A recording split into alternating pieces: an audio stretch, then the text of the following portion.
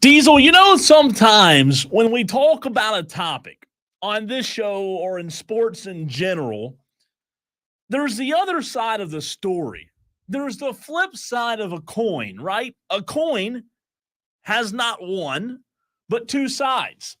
And I think this JJ Redick story, being hired as the Lakers coach, is a true testament of that. This thing has two sides. What I mean by that is, one side is this guy should have never been hired as the coach of the Los Angeles Lakers. The other side is you maybe give the guy a chance and maybe he truly is a winner.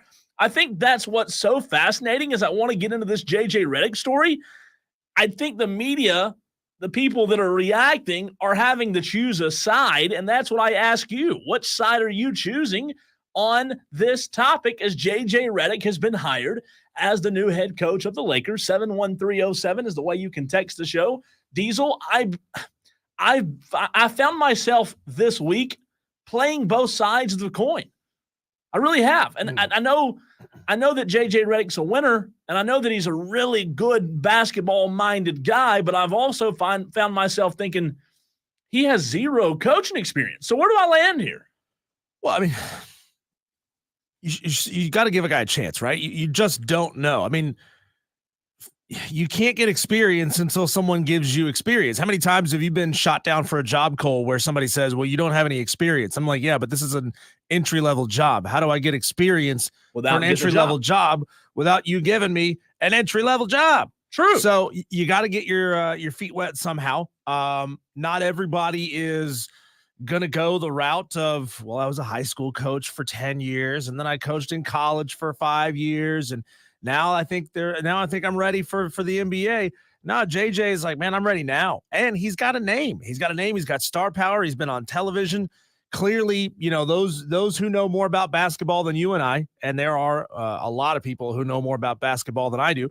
Clearly, those people think that JJ Redick is a bright enough basketball mind to do things the right way in Los Angeles. It was a friend of our show, Jake Crane, who tweeted yesterday that he's pretty sure that NBA head coaches are just glorified babysitters. It is his job to babysit LeBron, to babysit AD. If LeBron's going to make all these decisions, and I know you call that low-hanging fruit, that diss on LeBron, but it's true. There's an awful lot of truth to that. We've seen it out multiple stops throughout his career. His job isn't necessarily to be the head coach. His job is to basically consult LeBron and consult Jeannie Buss. Well, you're right. And I was just watching the broadcast that we have up on the stream in our studio, Diesel. There have been 4 coaches that have taken jobs in the NBA that have had no prior experience. Mm-hmm. Steve Nash, Doc Rivers, Jason Kidd, and Steve Kerr. 4 coaches. Now you add 5 with JJ Redick. And I don't disagree with you about the glorified babysitter. I think you have to find a coach that can mesh well with the players. JJ Redick, Diesel, is going to have guys on his roster that are older than he is. And that's going to be – I don't think it's going to be a challenge. It's going to be a unique situation. I just can't recall a time when a coach has been named that we've had such – I don't want to say complete opposite sides of the story, but like such disparity in what side to choose here on this issue, on this topic, because for the people who say, look, he's never coached, he has no experience. No, he shouldn't have been hired. I understand. I see that side. I really do. I try my best to see both sides of almost every story, Diesel, but I also to see the side of, look, JJ Redick knows basketball. He has a very, very good basketball IQ. Yeah, so I'm happy for JJ, at least in this sense, Cole, that he gets to start his coaching career at a decent place, right? On a decent franchise. Compare that. Like, what if he was starting as the head coach of the Pistons? Yeah. Or the Wizards? Or but that's also the Trailblazers, part, right? or the Grizzlies. I mean, hell, start me as the head coach of the San Antonio Spurs right now because they got a stacked roster. But a lot of these franchises are just bereft, right? And how many times, Cole, do we say that we're tired of the retreads? We're tired of the same old guys getting head coaching positions. I don't remember who it was. It was an NBA coach who was just hired in the past week. You may know who I'm talking about, but I did see an interview clip. They said, well, why did you want to come back? He goes, well, the money. Monty Williams. Monty Williams. Thank you. Yeah. The money. Money's pretty good. Yeah. That's pitiful. That's a good reason, I guess. So, listen, I agree with your point. However, that's a double-edged sword. What I mean is, yes, it is fortunate for JJ Redick to have the Lakers job. Yes, he has talent. Yes, he has arguably the best player ever. Yes, he has fantastic role players. However, the double-edged side of the sword is, Diesel, dude, you have more expectations on you. It's like being the quarterback for the Dallas Cowboys, right? Like, you have more expectations on you than any other coach now in the entire NBA. So while I agree that it's fantastic that he starts at a franchise that's not at the bottom, I also say, man, he better win quick, because the Lakers, guess what the Lakers just did? The Lakers got passed by their arch rival, the Boston Celtics. Madcraft, coming in hot. He may get the crown already to start the day. He doesn't have coaching experience, but we think he has a mind for the game. USC, when talking about Shane Beamer, ask them how it's working out. Good message, Madcraft. Yeah. He does get the crown. I agree with that. Start off hot at 6 minutes into the show. That's what I like, though. Coming in hot. Here's what JJ Redick's high school coach said about him being hired as the Lakers coach. I knew him best in his younger years, and always knew he was destined for greatness of some sort, just because of his work ethic, personality, intelligence, and all those things. And but could have never imagined him being the head coach of the Los Angeles Lakers. So I have a part two of that as well. But what sticks out is he says, look, great basketball mind, but I could have never imagined him as the head coach of the Los Angeles Lakers. I say I don't take that as a dig. I don't know if that's where you're going with it. Yeah. And saying, like, I didn't think that guy had it in him to be a coach of the Lakers. Now, I think it's I think it's more of I would have never envisioned his career going this far and reaching these heights. I mean, that's tippy top. He was a good player.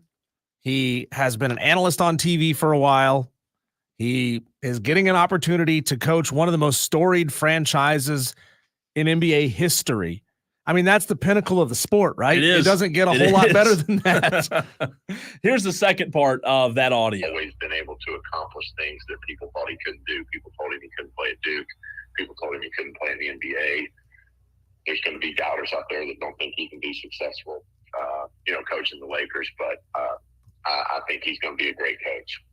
So I guess, Diesel, I asked the question to you and to our Tolos.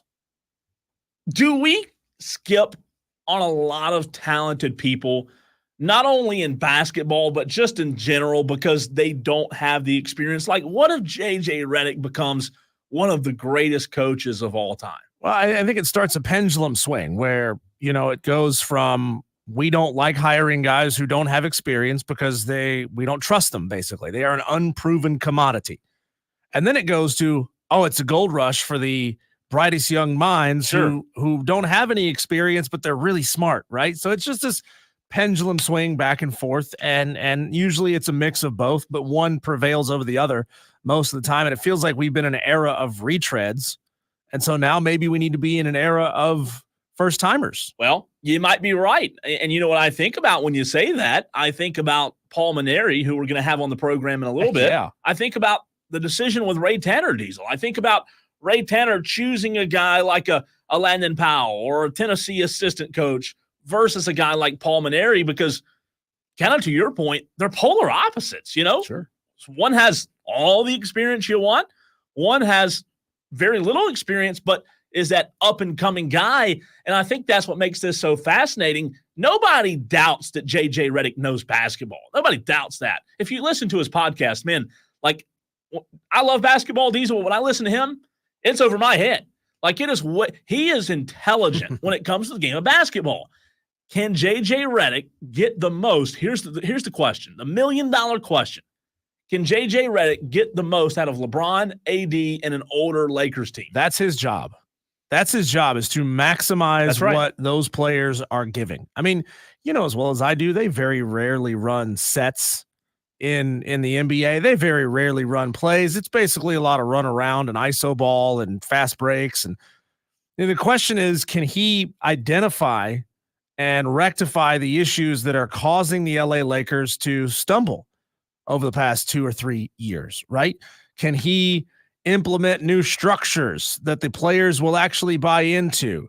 Can he galvanize the team? Can he identify the weaknesses in the interpersonal relationships between the players and galvanize those relationships? Can he suggest quality trades and acquisitions to Jeannie Buss? If he can do those things, I think he's going to be fine. It's weird. It's kind of, when you think of an NFL coach or when you think of a college football coach, you think, man, these guys have their finger in everything that goes on with these programs. Compare that to like soccer, where the coaches don't really do anything during the game. They just stand there on the sidelines. And the NBA, it's basically the same thing. They just kind of stand there on the sidelines and make substitutions. So, general manager of the Lakers, Rob Pelinka, said this about JJ Redick and the hire. Pelinka became sold on Redick's ability to connect with players and his basketball IQ, and believes surrounding Redick with an elite coaching staff will help shorten his learning curve into his first coaching job.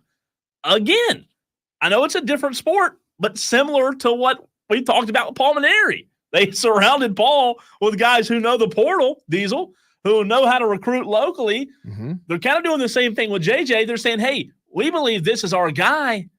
We believe that he can really relate to players in an incredible way, but maybe we want to go get some, I don't want to say older minds, but maybe we want to go get some guys who have been around the game for a while to surround JJ that will help shorten that learning curve, because there are some learning curves. Listen, I've never coached, especially not at that level, but I would assume that JJ will have some learning curves, Diesel, when it comes to taking a job. Not only, I'm not talking about a high school coaching job. I'm talking about you said it earlier, the Los Angeles Lakers. Yeah, this isn't the Clippers. Yeah, this isn't the Charlotte Hornets, to teams that don't have a ton of history. This isn't the Trailblazers. This is it. This is the top of the sport. What do you think? And this is an interesting point. When you hear Rob Pelinka, the general manager, talk about the learning curves, Rob Pelinka, the GM, says, hey, we want to surround them with guys to help shorten that learning curve. What do you think when you hear that? Like, my mind goes to, what are going to be JJ Redick's 3 challenges? Because he can connect with guys like LeBron, AD, those guys have his respect. Mm-hmm. I don't think connecting with the players is going to be a challenge. I don't think the X's and O's is going to be a challenge. I think it's going to be situational decision-making. That's always a really tough one for young coaches. We see it in every sport where you make mistakes. You make clock management mistakes. You make personnel decision mistakes. You put mismatches on the court that you didn't intend to. So I think, if you can put a couple of former coaches or high-level assistants around him who have a lot of experience in that, and they can tell him what to look for in these scenarios that he, may not have already considered. He can talk about it from a player perspective. He can think about it from a podcaster perspective, where you get to wax poetic about the game and this or that and question other people's decisions. But when it's your turn in the heat of battle to make those decisions, how accurate are you? And that's why you surround him with guys who have coached in this league before. I don't disagree with that. I think that when you talk about coaching the X's and O's, he's going to be fine there, Diesel. I think that a learning curve will be the day-to-day of the NBA, the personnel, the dealings with Rob Pelinka, the GM, the dealings with Jeannie Buss and ownership, the dealings with how you have to manage your players, because it's a business, right? He's not going out and coaching street ball. It is wild that you give a guy the keys to one of the most storied franchises ever. But I think one of those challenges will be what will become of the day-to-day. And I like that comment. That was Matt Kraft. Is that right? On the stream. Matt Kraft says it's just crazy because it's the Lakers. Literally anywhere else makes more sense. Yeah, I agree. It's we want the instant gratification. Everybody wants to predict what they think his career is going to be. I mean, we just don't know. It's going to take a couple of years before we have any idea whatsoever what kind of a coach JJ Redick can be. And, once you get 2-3 years into this, Cole, a lot of his players are going to age out and start retiring. So he's going to have to start all over again. If he sticks around for 3 to 5 years, he's going to have to completely retool this roster and figure out how to coach this team without LeBron and possibly without AD. I don't know how long AD plans on playing in the NBA. I wouldn't say much longer. I mean, so yeah, maybe 3 to 5 years at the most. He's gonna have to have some big decisions made in his near future. But again, he's coming into a position where he can be about as successful as anyone can be in this league with a roster that's pretty good. There's no like glaring deficiencies other than the fact that they're all old AF. Mm-hmm. I mean, he's kind of like being born on third base. Well, the two stars in LeBron and AD, they're old. I would be a little bit more scared, though, if he were coming into a job where they were starting at the bottom and they were in rebuilding mode. At least they'll be competitive. At least they'll make the playoffs. They should. At least he has guys like MKG and Austin Reeves who are really good up-and-coming players. I don't know. When you look at the Lakers, I don't know what their plans are when post-LeBron happens, because that's going to happen soon. They're still, in my opinion, going to be a very competitive franchise because it's the Lakers. People want to come play there, but to put a bow on a Diesel, I can't sit here and say I love it, but I'm super intrigued by it. I mean, this is super intriguing to me. I can't wait to see how this plays out. Well, and think about this, Cole. His name was out there before Dan Hurley's name was out there. It was. Like, he was sought after. He was wanted by the LA Lakers. So somebody very high up and very important to that franchise sees something in him, and they made Dan Hurley say no before they could move on to JJ Redick. So I think that says a lot about JJ and a lot about the intelligence that people around that franchise think that he has. Speaking of intelligence and energy, we're bringing on Shane Connuck, NASCAR reporter for the Charlotte Observer. Next, we normally bring him on at 4:20. We had a little change. Paul Mainieri, South Carolina head baseball coach, going to join us at 4:20. So Shane is pivoting. He's turning left on us, and he's going to join us next, right here on the Fan Upstate Wire to Wire with Diesel and Cole Bryson.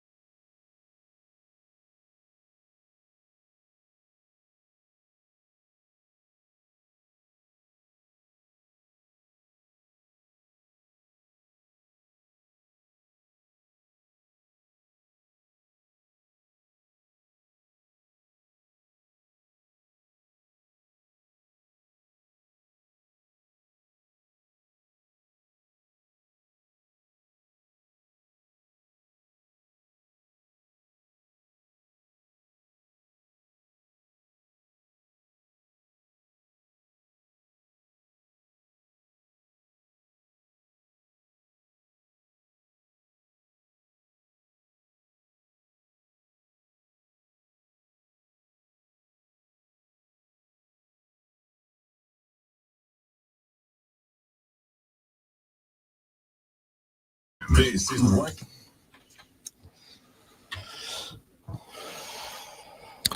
Every single Friday, we bring on a crowd favorite, a crowd pleaser, because we want to make everybody happy around here. The Tolos love this guy.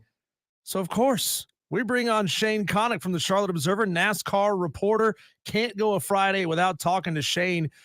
Shane, 2.7 million viewers for the first race at Iowa this past weekend. Biggest sporting event of the week, and that includes the NBA Finals.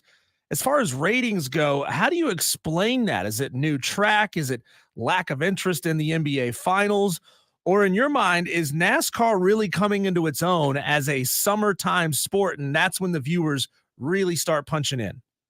Well, that's the hope, with everything that NASCAR has been doing, and now next year having that in-season tournament starting during these summer months when we don't have as many other sports happening. It could be a time for NASCAR to really shine on a national stage, and that's what we saw this past weekend with the inaugural race at Iowa Speedway. You had the buildup of a night race, and something that I think helped the ratings a lot was putting it on USA Network. It wasn't like NBC made this all-out big deal about NASCAR at Iowa. They knew that the diehard NASCAR fans and some other fans would tune in because Iowa Speedway is even more unique, bringing some other NASCAR viewers, and they were able to just have the Olympic trials go on actual NBC during that time and kind of almost promote that. And then we look back, like you said, NBA Finals, Stanley Cup Finals, and they'll be in full swing, and the most watched sporting event of the weekend, NASCAR Cup Series at Iowa. Shane, do you think there's something to be said about what you just said with NASCAR having better viewership at night? I think there is, because it's a different window. And if you do it every race having it at 7 o'clock, then that defeats the purpose. But you pick the way the Coca-Cola 600 is usually about 6 p.m. and then goes into the night. That's unique. You have the second race of Daytona be at night. And I feel like if you have certain races be it in those primetime TV slots, that brings more attention to that one event. So I think that in the case of Iowa, the fact that they made it the first of the NBC calendar, the first of the second half of the season, and then the fact that it was at night, again, it doesn't make it a marquee sporting event for the United States, but I feel like if you're a NASCAR fan, you were of any type, you were going to be watching it the same way you probably would be a lot of weeks. So all this does is just really hone in on that base of people who are going to potentially watch NASCAR every week, and then really getting all those people on board. And then you could potentially, as obviously that made it the most watched sporting event in the United States in this past weekend of a big sports weekend. He covers NASCAR for the Charlotte Observer. Shane Connuck joins us here on Wire to Wire with Diesel and Cole Bryson. Given what we've seen this season, Shane, it feels like short tracks are becoming the new thing in NASCAR. Everybody seems to be really excited, more so than I've heard in years past, about the short track racing. How do you think that'll affect the schedule and location selection over the next couple of seasons? I think it's tough to say right now, because everything's about what produces good races, and then which tracks do we still want to see, which tracks do we have to still give 2 races to, and there's a lot that comes into it. But these short tracks are producing stronger races, but then there's also the short track package, the rules that go into it, that because of the specifics of how the track of the number of laps and about the stages, that they've had to put in additional rules with these short tracks that sometimes lead to great races, and sometimes, even if it's a great race, like after Bristol this year, because of everything they added with the resin and the tires, it was like we didn't really know what we thought of it. We thought it was great, and some people thought it was great. The drivers thought it was terrible, except for Denny Hamlin, who won and admitted it was like he was happy because he won. But overall, it's tough to tell in the moment, but I agree with you that if it's adding a type of track on there, these short tracks just produce more exciting racing where you feel like you don't know what's going to happen. And then some of these road courses, you don't know what's going to happen, and then it ends up being that a random driver ends up in victory lane because of everybody else wrecked. And so these short tracks do seem to be the ones that are producing the most compelling races, and they just have to figure out how to adjust that short track package so that the rules will ensure that we get that exciting race. Hey, Shane, what do you make of a little bit of a shocking twist? The end of Stuart Haas Racing is not the end of Gene Haas's tenure as a team owner in the NASCAR Cup Series and the Xfinity Series. What do you make of this news with Gene remaining in NASCAR? Not what I was expecting. It seemed for sure that Tony Stewart, Gene Haas both made the decision, had come to the decision with Stewart Haas Racing that it would in fact disband after this season. And then to just come out, okay, well, Tony's not going to be involved, but Gene's going to stay involved with one Cup charter and two Xfinity cars. It's interesting, and there are a lot of question marks always about how involved both Haas and Stewart have been with this team. But I think what it shows you now is that how much, not necessarily disconnect, but just after Kevin Harvick retired, it's not like you had four top drivers and top teams in the sport. It's a team that's been around in the sport, that has history in the sport. A lot of NASCAR lifers working for SHR. But once they realized the situation, the state the team was in, that they were going to have to go in the direction they did. But again, not expecting Gene Haas himself to stay in NASCAR with one charter, that was not what seemed to be would be the immediate steps after. Shane, I think you managed to speak it into existence last week. Ryan Blaney in a Ford gets the win. He led 201 laps out of 350. Fords led 254 of the 300 laps. Logano, Berry, Keselowski, all Fords finished in the top 10. 4 of the top 10 cars were Fords in the race. Any explanation as to how Ford, who we were just talking last week, what's going on with them and the new body, found so much success at Iowa?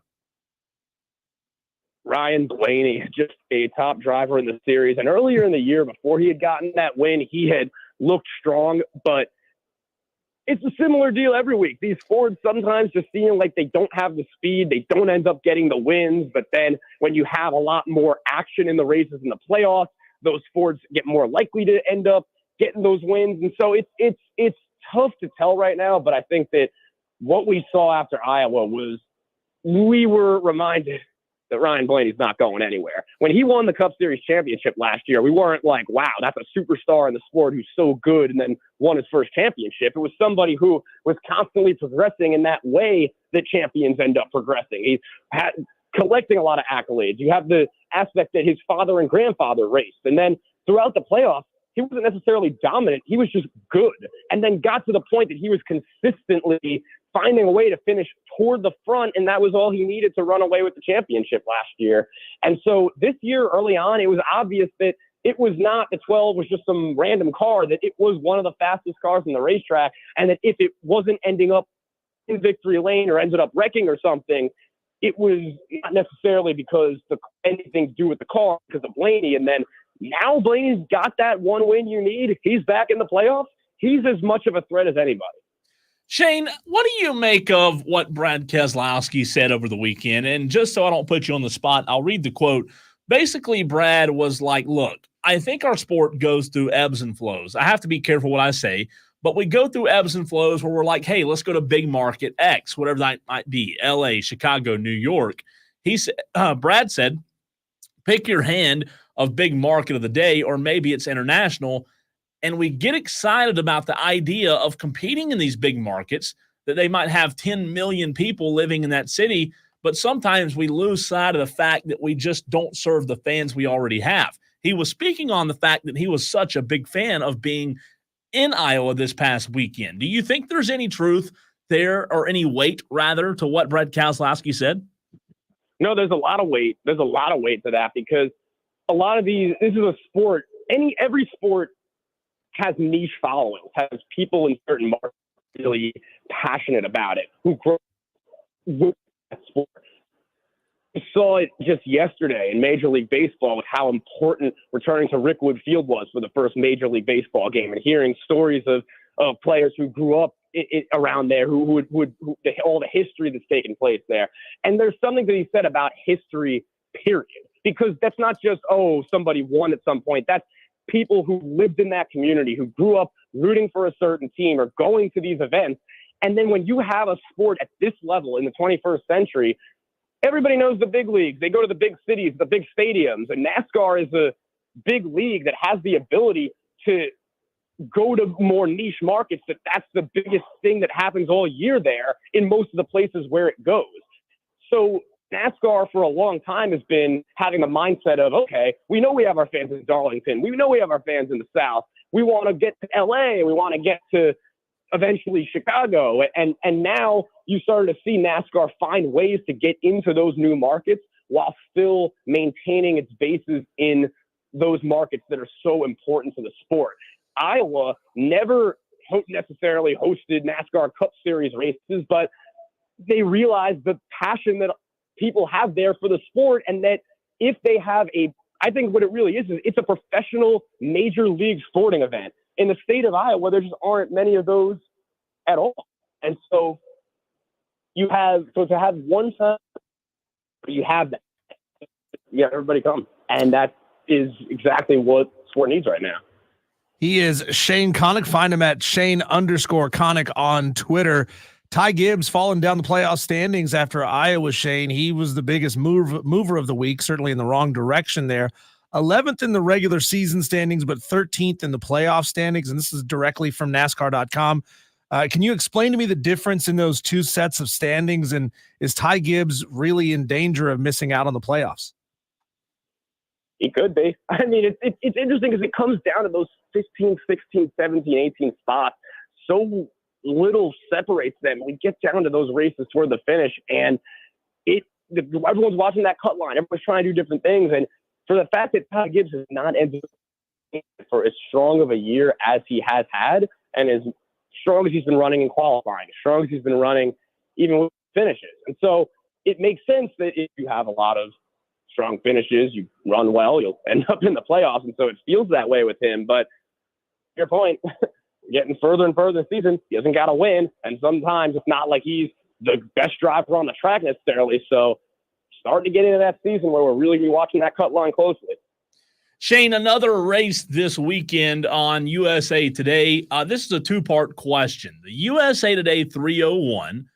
The first part of the question is, when are we going to get a Charlotte Observer 301? And the second part of the question is, what do you expect from London, New Hampshire?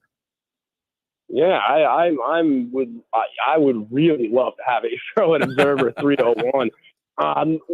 In New Hampshire, in Loudon, New Hampshire, that is a track that you go to once a year. I'd say just like every other week, we don't really know. A lot of stuff could happen. Something like the thing that I've seen this week is that Brad Keselowski drives number 6 Ford with Boston Red Sox logos emblazoned on the car as they'll be up in New England. So that will be a cool little tie-in there. And why not like Brad's chances going up to New England? Hey, Shane, great stuff as always, man. We appreciate you being flexible this week, and we look forward to talking to you again next week, buddy. Look forward to talking to you guys next week as well. That's Shane Connuck of the Charlotte Observer. Appreciate him hopping on. Sounded like he was in a bat cave, but I did see on Twitter earlier that he was covering an event today. So he's all over the place. Maybe Shane Connuck is Batman. Well, you said it during the break. Yeah, I've never seen Shane Connuck and Batman in the same room together. I asked you, I said, look, is he in Batcave, North Carolina, or Charlotte, North Carolina? Yeah, he brought up a good point there, Cole, and I think this is a criticism that a lot of NASCAR fans have had of NASCAR's strategy over the past 10 years or so, which is not serving the fans, the hardcore, diehard fans, right? I mean, look, all of these major sports are in the business of fan service. Give the fans what they want. And I mean, I don't know how many times NASCAR has to go to a track that they've never been to before, that it's in a part of the country where you wouldn't typically consider NASCAR to have a strong foothold. Mm-hmm. And they do it to the detriment of those hardcore fans. Every sport has to grow, right? Every sport has to change here and there. And you never know until you go to Idaho, for example, and run a race at a track in Idaho. You have no idea how many people would actually show up to watch the race and how many people would tune in on TV to watch the race because, well, you haven't tested those waters. But I think that's something NASCAR really needs to focus back in on, Cole, is the fan service, the hardcore fans. And look, I mean, would you rather have 100% of a smaller sample size, a smaller market, Or would you rather have 10% of the nationwide market? Well, that's what Brad Keselowski was like asking for, right? Like, right. I thought that quote was so interesting by Brad because the bottom line is you're right. He's right. Shane's right. They go to LA. They go to Las Vegas. Las Vegas is a little bit different because it's not that big city. It really does have a big draw. They go to New York, whatever. Brad Keselowski saying, look, I went to Iowa. We went to Iowa, and everybody loved having us. I think back of the All-Star race we talked about a few weeks ago. Why not add that to the Sprint Cup schedule as an actual race? You said it during the interview. The small tracks are what really get the buzz, get the excitement. So why not just say, look, nothing wrong with going to LA or New York once in a while, but really let's focus on these tracks that really do land and find themselves in the heart of the country where our fans' support really comes from. I like the idea of the non-traditional locations, LA, New York. I like the idea of those being little small challenges within the season that are not like they're not points races. Mm-hmm. So you can go somewhere and be ultra creative, right? To get people to tune in and watch. Wow, we're putting these drivers into a place they've never been before. We're having them do some sort of challenge that they've never done before. We're making a big spectacle out of things like out of the pit crew challenges and things like that. And have those be just little one-off, little bubbles throughout the season that are for cash, that are for massive charitable, whatever you want it to be, right? But make the points races, keep those at the more traditional locations. You know, use the one-offs as a way of testing the waters. Yeah, not using the one-off tracks as a way of expanding into new markets. And I'll even go as far as to say, Diesel, the road courses. Let that be test crap. Like, you can't convince me that we're really running a road course and counting it as a points race when it's not a race. A road course is not a race. It has no dictation of what a driver will do in the playoffs. You're not racing there in the playoffs. That's like the NBA going and playing sand basketball on the beach and saying, well, this actually counts as a game. Well, you're not going to play there in the postseason. It's just an exhibition. The road courses, I'm not a fan of. I don't have a problem with doing what you said, though, making it a one-off or two-off challenge every now and then. But that being a points race, in my opinion, is dumb. I mean, I'm flat out real with you. I hate the playoff. I hate the idea that you can go out and win one race, boom, automatically in the playoffs. So, like, you really only have to be good once. You really only have to put it all together once. I like the playoff of the season, because then once you get into the playoff, all of that is wiped. Like, nothing of what you did over what is the regular season, 25 races or so. You none of that matters because you're starting over fresh. Sure. And I don't like, if you're going to do that, why don't you just make the entire season 8 races and have these 8 races determine a champion? Why do you even need money?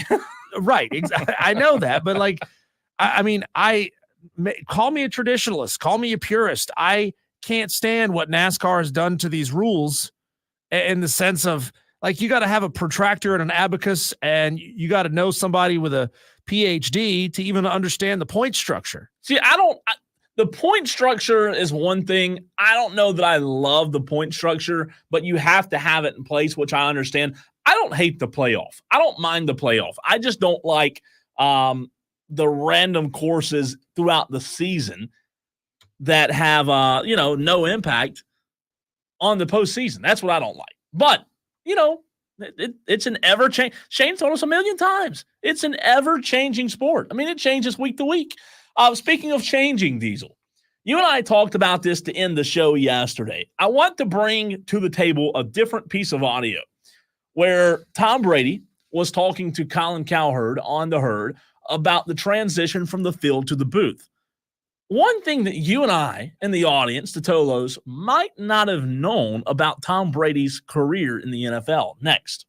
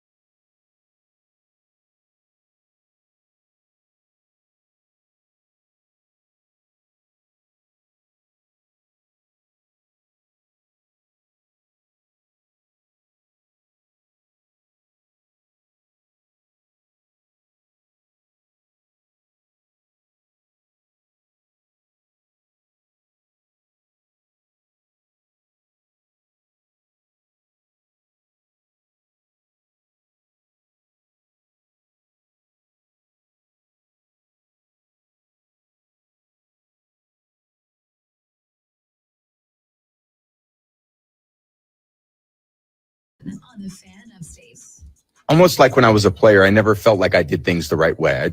There were games where I'd go in afterward and think, God, I'm the worst quarterback in the NFL. Like, why would they even want me to play quarterback for this team? And I'm sure I'm going to feel that way here at Fox, where I finish a game and I go, God, I didn't even give them what they wanted.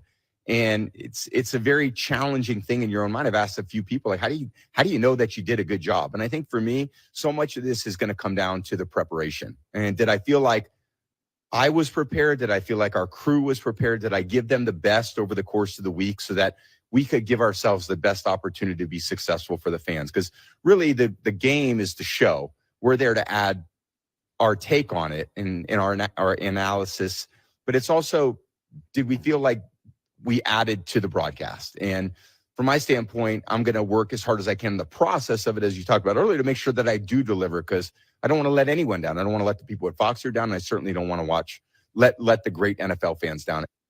Diesel, the more I hear Tom Brady talk about this broadcasting venture, maybe I'm just jumping the gun. Maybe my knees getting hit and my legs twitching.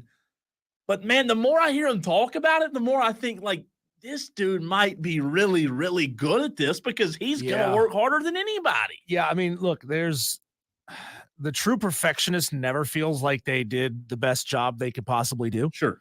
There's a saying out there that's something like, the worst thing you could tell somebody is good job, because then they think, oh, okay, I've done everything I need to do. There's nothing else I can do to make this better. So Tom is going to be a perfectionist, and it's going to take a little while. It's just like it takes anybody a little while, unless you're just born with this innate natural charisma at this. And Tom doesn't have that innate natural charisma.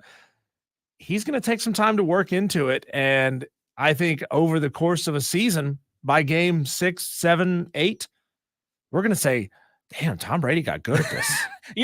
This is wild for me to say. It's not like he has a wife he needs to keep happy anymore. No. He's got all the time in the world.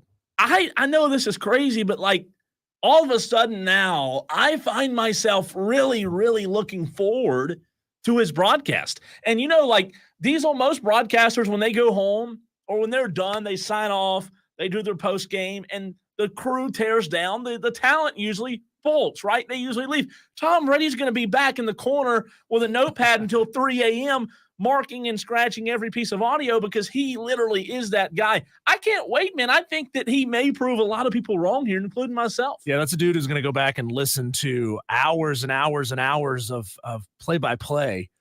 And hopefully, I would hope that he would listen to more radio play-by-play, just because, with television, you have the picture in front of you. And a lot of these play-by-play guys on TV, they have the luxury of allowing it to just rest, right? You say what you say and allow the fans to just sit and watch. They don't have to fill up every moment with speaking. But it's a lot harder. Radio's different, right? Yeah. You have to fill that up. You have to create that theater of mind. You have to describe what you're seeing rather than just analyzing what you're seeing. So you're not adding to as much as you are literally being that guy. Like, I agree with you. Yeah. So I think radio, not to toot our own horns, but I think radio talent is more talented than TV talent. It's a different genre. And I think you can find somebody who's excellent at radio who can excel on television, but it's harder to find somebody who was excellent on TV to excel in radio. Does that make sense? It does. And I think that Tom Brady is going to be a guy that doesn't, like, when Romo started, Romo was loved. I do think after 3 or 4 years, Romo, I think he did start to kind of fade in terms of people just didn't have that overwhelming love for him. They get tired of the shtick. Well, maybe so. And I think that's where Tom might be able to evolve and say, look, my stick's not going to be calling the plays out before they happen. My stick's going to be genuine Tom and just giving the best analysis, because the bottom line is, man, even in radio, people think you have to have a stick, right? And I'm not saying it doesn't work, but some people think that that's the only way to operate. There are successful people in radio. I think Dan Patrick's one of the most talented ever. I think he's one of the best ever at doing a good job daily on a consistent basis, not having a stick, not pushing the agenda every single day like a lot of other talk heads on TV, on radio. I think that Brady's just going to say, look, I'm going to organically make this the best broadcast there's ever been. Well, I'm glad that, Tom isn't, hopefully he doesn't try to decide before he gets into this role what his thing is going to be, what his shtick is going to be, right? Yeah. He just doesn't need one. Right. Allow it to develop organically. You never know. You never know. I mean, when we started this radio show, Cole, we filled up every single segment on this show with an original piece of content. And then over time, things start to develop. And okay, then the 5 o'clock fight sort of grows out. And then other things are going to grow out of it as well. Just a one-off idea that we tried here, we tried there. And that was really good. We kind of like that. Let's see if we can replicate that and repeat it and do it again and again. And that's how a shtick develops, right? So you can't force it. It has to be organic. And Tom, I mean, he is one of the fiercest competitors to ever play the game. Yeah, he is. And I hope that he can find that balance between devoting every waking moment to making something happen versus just letting it flow, letting it be. So I agree with you. I'm excited though, man. Like, I'm pumped for it. I'm ready to see it. I'm ready to hear it more than I am see it. When we come back, Cole, a former Clemson Tiger assistant has just gotten himself a big ass contract. We'll talk about that next here on Wire to Wire. He's Cole Bryson. I'm Diesel. You're the Tolos. Turn it on, leave it on. And this is the Fan Upstate.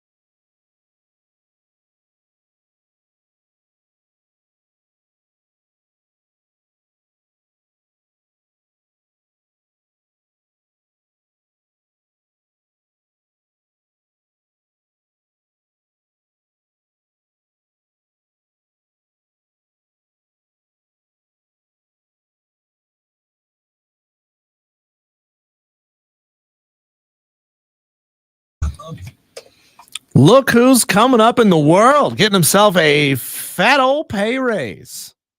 Former Clemson assistant, now Oklahoma head football coach Brent Venables is getting a new 6-year, $46 million extension, which raises his salary to $7.7 million a year.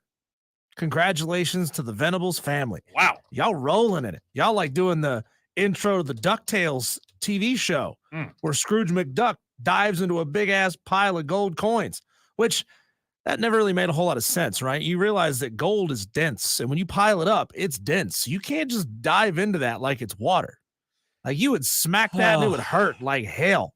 I don't know where I stand on this, man. I don't know. He's now in the top, 12 to 15 highest paid coaches in NCAA? So Pete Thamel, when he tweeted this, he said it constituted a significant pay raise. But doing the math, and this is those numbers are not official. The 6-year part is official. We know that part. Yeah. The $46 million a year, that was something that I heard on a promo earlier in the show when they were reporting the news.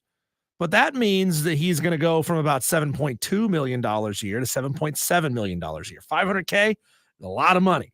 A lot more money than probably you or I will ever make per year in our lifetime.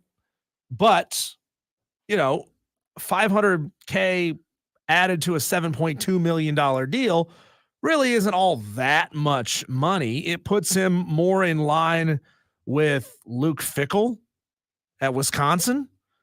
According to this article on 24/7 Sports, that would move him up from basically 15th to 12th as highest paid coach.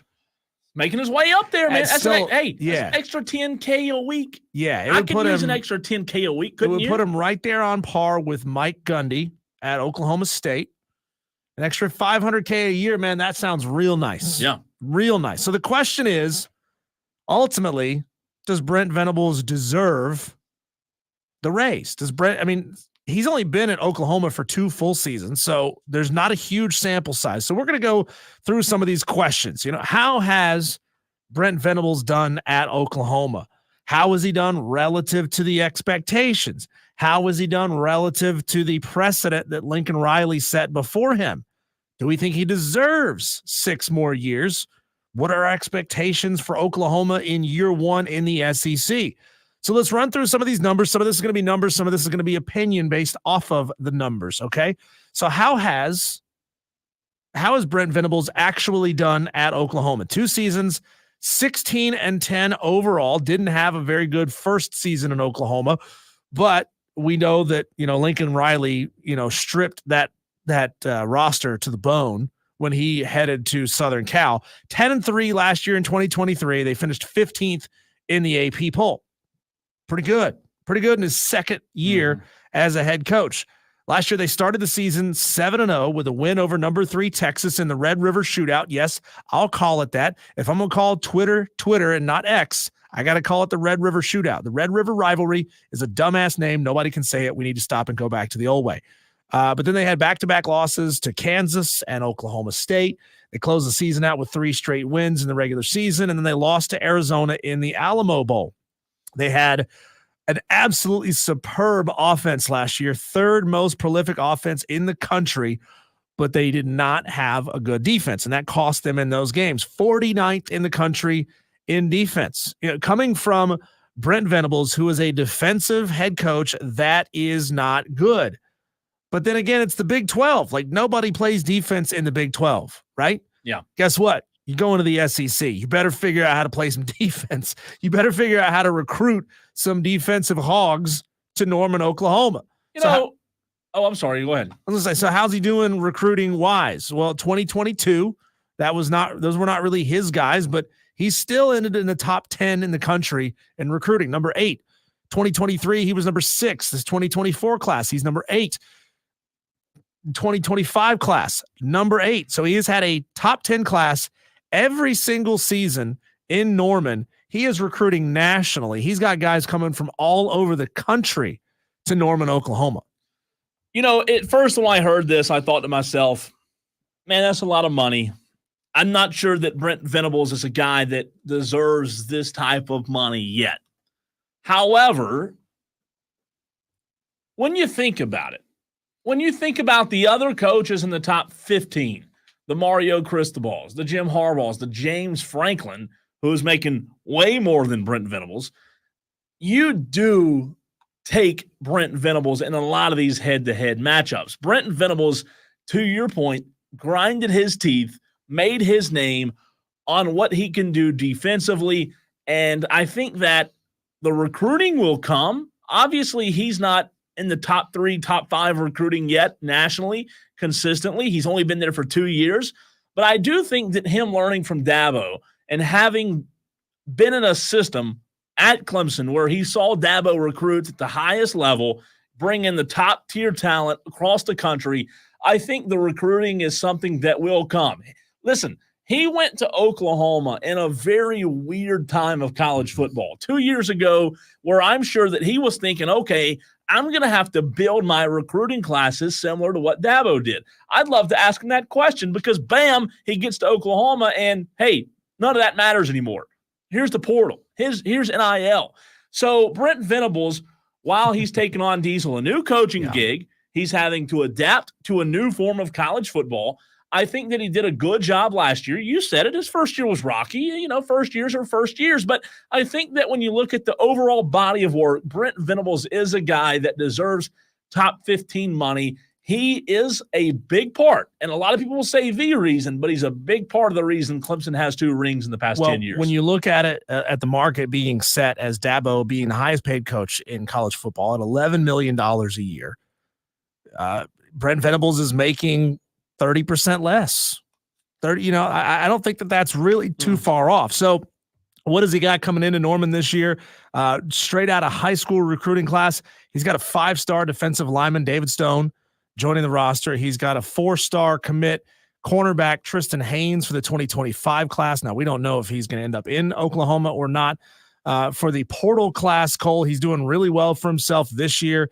Number 20 in the country, a lot of wide receivers in the portal class, but 2 really key pieces that could help them out a lot on the defensive side of the ball. 4-star defensive lineman from TCU, Demonic Williams, and 4-star edge Caden Woolard from Maryland. So the defense that was not good, not awful, right? They weren't awful last year, top 50, but you're not going to win a whole lot of games in the SEC if you're just barely sitting in the top 50 on the defensive side of the ball. One big key loss that they do face in the transfer portal this year is that they lose all name team quarterback General Booty. He is no longer wearing, what do they call it? Crimson and cream. He's not wearing that anymore. He stunk at Oklahoma, so it really doesn't matter. He's headed to UL Monroe. He stunk. Yeah. The question is, how has that booty stunk? How has Brent Venables done relative to the expectations there in Norman, especially coming out of Dabo Swinney's system? Well, expectations were obviously sky high with him coming out of the Dabo Swinney tree, but his defense really has not stacked up. 49th best in 2023. He and his co-defensive coordinator, Todd Bates, have got to shore that up or they're going to get absolutely punked in the SEC. I'll say this. Brent Venables isn't coaching defense anymore. And what I mean by that is, I know that sounds like a very obvious statement, but Brent Venables isn't specializing in defense anymore. What made Dabo Swinney so successful at Clemson was, number 1, time. Number 2, after they gave him time, he put together an all-American, an all-impressive staff that stuck by him, that stayed in Clemson for several years. And the fact that Dabo was able to keep the coaching staff around him for as long as he did is what got Dabo to where he is.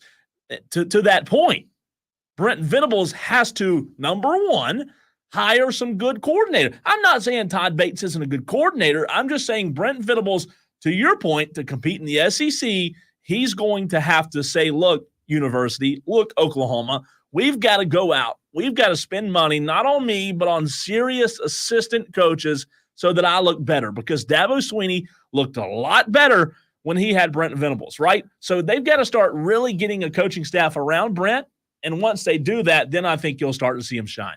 We got Zach Bridges on the stream on Facebook, Twitter, or YouTube. Do us a favor. Jump over to whichever platform you like. Find us and hit the follow button, the like button, the subscribe button, whatever you see on that particular platform. Hit it. He asked the question, who is their starting quarterback now? That would be 5-star sophomore Jackson Arnold. So they got a 5-star call and plays this year. He is rated as a 99, the number 10 national prospect, number 4 overall quarterback, number 1 quarterback coming out of Texas. His pedigree is good. Yeah. Jackson Arnold gonna be pretty good. So you got to have a quarterback, man. Yeah. You got to have you got to. Those Texas quarterbacks, pretty good. They're going to have to outscore some teams this year in the SEC because the defense is just not there yet. It's going to take a couple of seasons. How has Brent Venables done relative to Lincoln Riley before him? Well, we all know the answer to that question. Not good. Lincoln Riley, in his entire career at Oklahoma in 5 seasons, was 55-10. Through his first 2 seasons, Lincoln was 24-4. 2017, he lost the Rose Bowl, but finished number 3. 2018, they lost the Orange Bowl, but finished number 4. Lincoln didn't win a bowl game in Oklahoma until year 4 of his tenure. Yeah, I was going to say, give him time. Yeah, how's Brent Venables done through his 2 seasons? Well, he's 16-10. Compare that to 24-4. Brent Venables 16-10, a disastrous first year. And again, Lincoln Riley didn't have to deal with a lot of the things that Brent Venables did in his first year at Oklahoma. Well, again, we talked about it earlier. Lincoln absolutely gutted Oklahoma's program and took everything that really mattered to that program with him. And that's what I was going to say. Southern Cal. When he left, it was in a place of despair. Right? And the higher ups, the ADs and the board of regents or trustees or whatever they got at Oklahoma, they know that. They knew that it was going to take a little bit of time to build this thing back up, especially when you got just gutted, the way that Lincoln Riley gutted that team. But he's appeared in 1 bowl game at Oklahoma, the Alamo Bowl last year. They lost, but finished top 15, right? Both of those guys were first-time head coaches. So when you compare what Lincoln Riley did to what Brent Venables did, both of them first-time head coaches. Brent Venables simply didn't stack up, but the conditions were very, very different what they both faced. And here's the deal. You're not going to be able to compare Lincoln and Brent anymore. In my opinion, 2024, wipe the history, wipe the page on the head-to-head versus Brent and Lincoln at Oklahoma, because guess what? Lincoln never coached a down of Oklahoma football in the SEC, in the hardest, most difficult conference there is. Yeah. If Brent Venables is successful, that's one thing. But Lincoln Riley, I'm not taking anything away from what he did. He was phenomenal. He had a prolific offense. He's a great coach, great offensive mind, but he didn't coach in the SEC. Brent Venables, it's a different animal right now. And by the way, let's not act like Lincoln Riley right now is just running shop on everybody either. Lincoln was on Bob's staff, right? So he he elevated. If I'm not mistaken, Lincoln Riley was there on Bob Stoops' staff. He elevated into a role. He didn't have to deal with the transfer portal era. So Lincoln Riley, kind of like the way we were discussing earlier, kind of bored on third base when it came to coming into Oklahoma. Spur Daddy says Oklahoma will finish 5-7 in their first SEC season. Spur Daddy, that's where you and I differ. We're going to get to that here in just a second. Well, let's just go ahead and jump right into it. What are our expectations for Oklahoma in year 1 in the SEC? Cole, I want you to kind of tally your wins and losses on this. Okay. And we'll see what we think is going to happen with Oklahoma in year 1. Temple, Houston, Tulane. Do you see any losses there? No. Okay. I didn't think so. So we both got them going 3-0 through weeks 3. Okay. Tennessee, week number 4 at home. Ooh, what a game. In Norman. Tennessee is starting redshirt freshman quarterback Nico Lamalieva. Tennessee on the road at Norman, first SEC game. I don't feel great about it. However, it being in Norman, it helps. It helps. I'm going win. Yeah, I mean, I could see it. That's gonna be a tough test, man. Yeah. I know they're bringing in a new quarterback, but they've still got some pieces coming back. I'll be generous. I'll go win as well. We'll see if that continues. So we got them starting 4-0. Here we go. They are headed to the Plains at Auburn. Auburn is a bleep show right now. Yeah, that's another win. That's another win for me. So now here they are. They're at 5-0. God, what a start. 2-0 in the SEC. Okay, here we go. Neutral site versus Texas. Loss. Yeah, I think with the way that Sark has Texas rolling right now, and the fact that Oklahoma is starting a sophomore quarterback, that's probably going to be a loss. It's not a 50-50 game, but I think it's probably like a 60-40 game in favor of Texas. Okay, so there we go. We got them. I think we both agree up to this point they are 5-1. Then they face at home South Carolina. That's a win. Yeah, I'll go win there.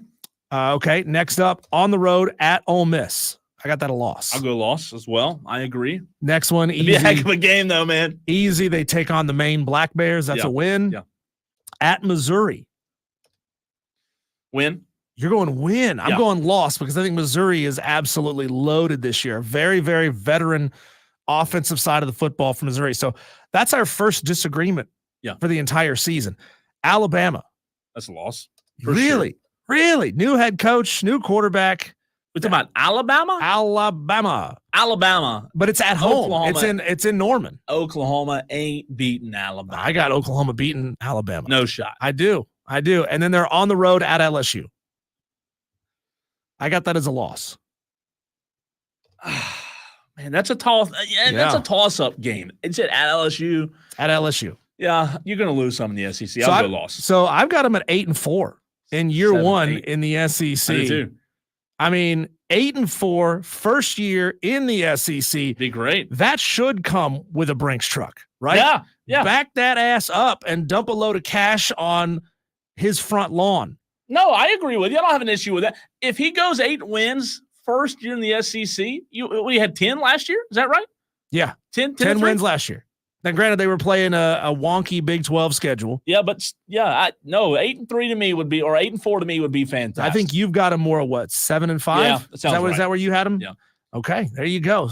I can't wait to see though. I mean, like Madcraft. Come on, dude. Madcraft says 4-8. Oh, come on. 4-8. Man, that's Daddy tough. says 5-7.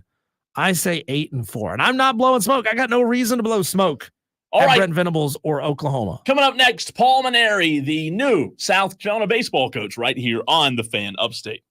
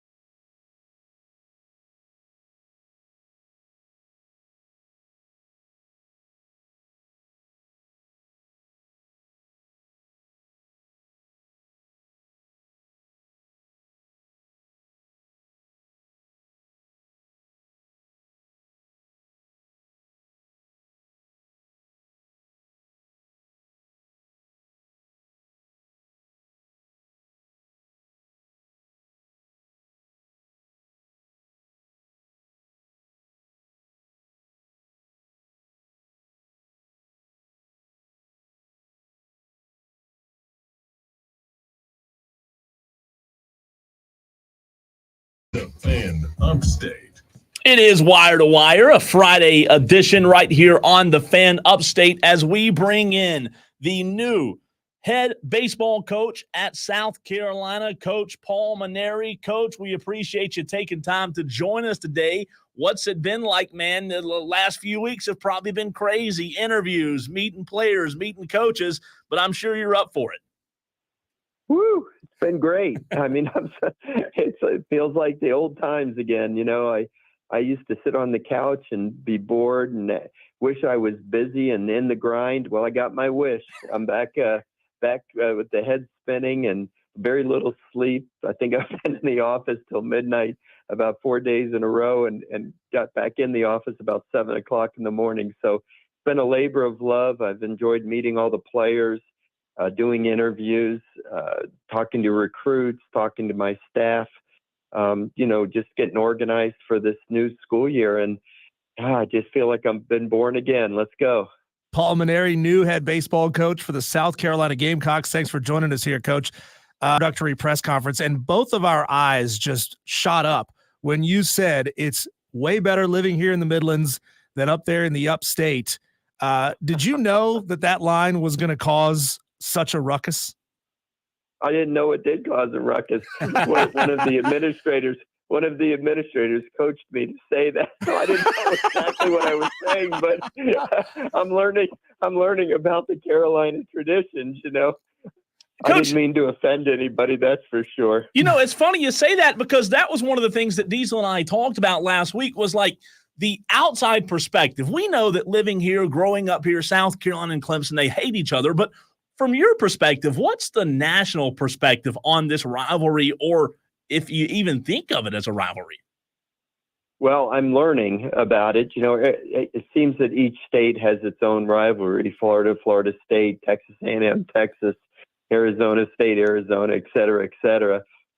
So I've always thought rivalries were a great part of college athletics. You know, usually the rivalries are much more between the fans than they are between the athletes and the coaches. But you know, I didn't mean to offend anybody at Clemson. Trust me. You know, I don't know anybody at Clemson. I've always admired the Clemson baseball program. From the Wilhelm days through the Leggett days, and now Bakich is doing a great job. So I'm looking forward to the competition with them. But you know, I'm wearing the garnet and black, so whatever I have to do to keep the rivalry going, I'll be happy to do so. I promise it'll be good sportsmanship from our end of it, though. Coach, you said there that retirement wasn't all it was cracked up to be. Why this job? We understand that you had other offers to come out of retirement and you chose not to take them. What specifically was it about South Carolina that said, this is the one, this is where I jump back in? Ray Tanner. Really, it was Ray. I competed against Ray when I was the coach at LSU for several years and always enjoyed the competition. You know, it was great sportsmanship between the two teams. Whoever won the game shook hands with the other coach after and, expressed their congratulations. There's always been great mutual respect between Ray and I, at least from my end to Ray. I hope Ray felt the same way about me and about the baseball teams. And so when Ray called me about being interested in this job, I was flattered. You know, I was flattered many years ago when Skip Bertman called me about coming to coach the LSU team. You know, when you look at Ray, you look at Skip, you look at some of the greatest coaches of all time, and when they pick you to want to run their program that they built, obviously Ray had coaches before him like Bobby Richardson and Jude Raines that did awesome things as well. But, Ray won the 2 national championships and had almost a third. And when he expressed his confidence in me that I could kind of, play a part in restoring the glory, I was just so flattered by it. And when you look at the whole package, we have a beautiful field, a passionate fan base. We're still in the Southeastern Conference. Just all the boxes were checked for me. The only thing is that I'm going to be separated from my family a little bit more than I'm used to. But outside of that, it was like a perfect job for me to come out of retirement for. And I wouldn't have just done it to take a job, but the right situation presented itself, and here I am. Coach Paul Mainieri joining us on this Friday edition of Wire to Wire on the Fan Upstate. You talked about being at the office until midnight, having so many things to do, including talking to us and checking that box and getting that out of the way. I know it's a lot, but what was keeping guys like Kennedy Jones and meeting Cole Messina, the guys that you already had, was that the first order of business for you? Oh, yeah. A big thing for me, the first biggest job I had was retaining Monty Lee onto the staff, because Monty is very well liked by the players. He's an outstanding coach. He's an outstanding person. I'm so happy that he's decided to stay with us. If he hadn't stayed with us, I don't know, with today's day and age with the transfer portal, if all the players would have stayed committed to South Carolina. We'll never know, but I'm glad we're not going to have to find out. But I think keeping Monty around was a very important thing. And then, listen, I had a nice visit with Cole Messina in the office the other day. My guess is he's probably going to get drafted high enough that he'll want to sign, and that's okay. I wish him well if that's what he does. But he did his job for South Carolina for 3 years, and he'll always be a part of this program. I think my first call, though, was to Ethan Petrie, to be honest with you, because I knew for sure he was coming back. And he's an outstanding young man. And I had a couple of good visits with him on the telephone. Of course, he lives down in Florida. He's not here in Columbia. But, talking to many of the players, I just had a nice visit today with Eli Jerzenbeck. I think he's going to be an outstanding pitcher for us. And, I think there's talent here. Now, we need to hit the road and get some more kids to fill the roster. But, the goal is to put a very competitive team out there next February, and I think we're on our way to doing that. Coach, had you had any relationship with Monty Lee before you got this job? Did you know him personally? And, if you've just now met him, where do you see his future 4, 5, 10 years from now? Well, I actually didn't know Monty very well. We'd only just talked a couple of times in our career about certain things.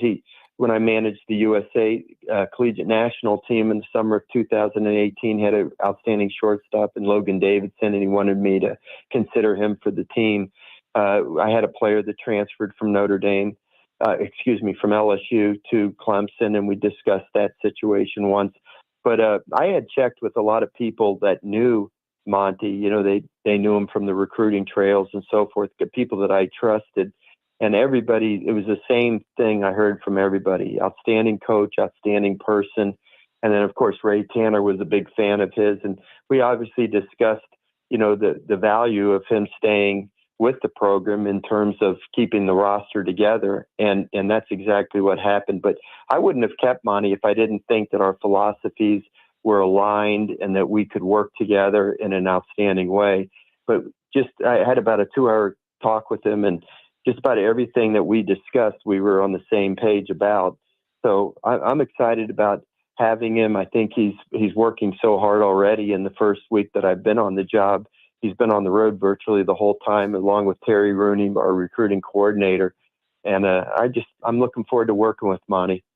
Coach, for South Carolina Gamecock fans that are hearing you say that, what does the coaching tree, the coaching system now look like with having a guy like Monty Lee, who you just said has been on the road a lot already, and you being the head coach? Is it going to be a lot of bouncing off of each other? And can you talk about those roles once the season starts? Well, right now we're talking to each other on the phone about 10 times a day, I think, and many more text messages besides that.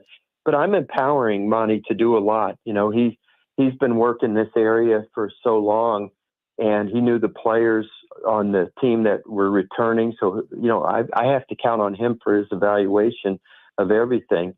When the springtime rolls around, it'll be a work in progress in trying to kind of feel each other out as far as, where I'm going to let him decide things, where I have to, take the bull by the horns myself. He's an offensive-minded coach, as am I, but I also am really emphasize defense, fielding defense, because, the pitching staff, I think we're going to have a good pitching staff, and the only way that they can fulfill their potential is if you have good defense behind them. So I'll take a big lead in the defense area, and I'll be calling the shots during the game offensively.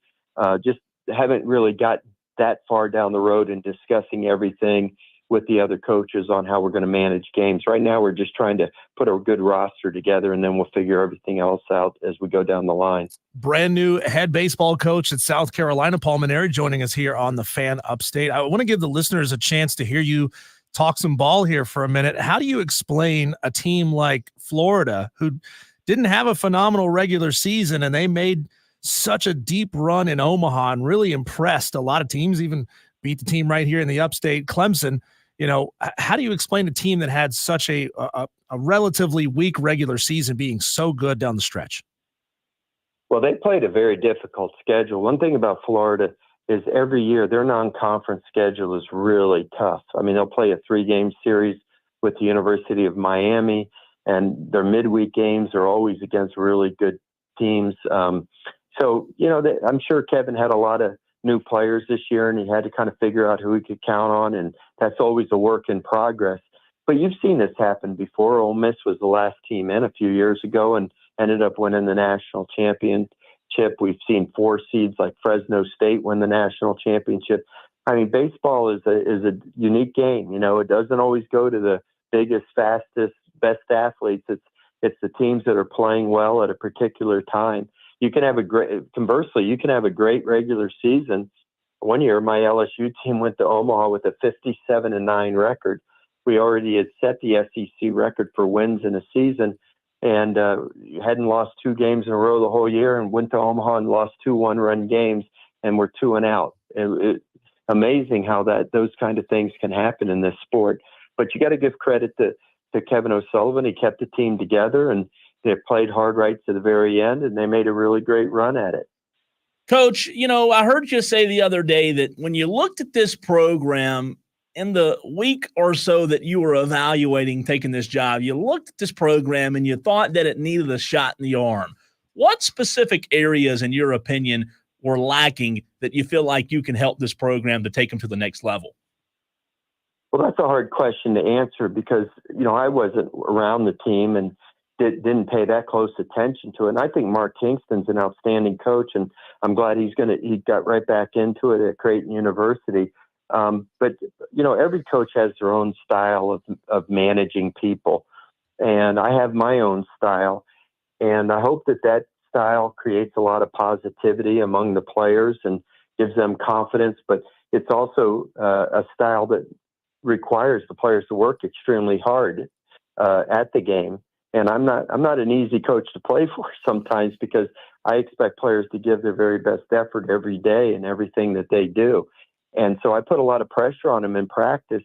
And hopefully by having a disciplined team and putting pressure on them in practice, that in the biggest games or at the most critical moments of games, that they'll have the composure and poise to be able to get the job done. And, you know, I guess it's worked fairly well throughout the last 4 decades, and hopefully it'll continue. Coach, I know you got some time constraints here. I want to get a quick prediction from you. Tennessee, Texas A&M. Who you got? Well, I can tell you who I'm rooting for. One of my former players at LSU and also an assistant coach for me at LSU is the third base coach and recruiting coordinator for Texas A&M. So, you know, I guess my heart is rooting for them because I'd like to see Nolan Cain get another ring. He got one as a player with me at LSU. But it should be a great series. Obviously, Tennessee's been one of the premier programs in the country the last 3 years or so, and Tony's done a really super job. So, you know, it's SEC against SEC. I know one thing for sure that I can predict is we're going to have a new first-time national champion this year, and it's amazing how many SEC schools now have won national championships. You know, when I came to LSU, 2007 was my first year. The SEC had won 6 national championships, 1 by Georgia in 1990 and 5 by Skip Vertman coach teams. And then we won in 2009. So at that point, it was 6 by LSU, 1 by Georgia. But since then, just look at all the SEC teams that have won a national championship. Vanderbilt's won 2, South Carolina won 2, Mississippi State won, Ole Miss won, Florida won. I don't know if I'm missing somebody else, but it just shows that the balance of power in the Southeastern Conference is better than it's ever been. Every team is great. Coach, we appreciate your time and really look forward to talking to you again soon. And listen, we hope you can get some rest. We know you've been busy up at the office late. You have Lake Murray in your backyard, so maybe you'll have some free time soon. We appreciate you, Coach. Appreciate being with you guys. And honestly, I didn't mean to offend anybody in the upstate. I didn't know what the upstate was when I started that press conference. I didn't know. I'm just trying to be coached and figure everything else out. We love it. Yeah. I'm looking forward to the Clemson series as well. You may have offended somebody, Paul, but we absolutely loved it. Keep bringing it more and more and more. Okay. Thanks, Coach. All righty. Bye-bye. That's Coach Paul Mainieri. Just fantastic. To your point, keep bringing it. Don't apologize. Let's go. A breath of fresh air in that program, man. I think if there are any South Carolina Spur Daddy, where you at? There he is, Spur Daddy. I think Spur Daddy has most definitely come around on the hire. I know Spur was a little confused. It was like a different name. He was changing his name. Yeah. He was towing the edge of tall buildings. Some crazy stuff was going on in the Spur Daddy household, but man, I'm telling you, if you're a South Carolina Gamecock fan, you got to love this hire. You've got to feel as good about this hire as you possibly could. We talked about that when it happened. Like, yeah, it was out of left field. Yeah, people didn't expect it. And yes, it wasn't even on the short list of names that we were looking at when it came to the next baseball coach for South Carolina. However, I'll tell you what did it.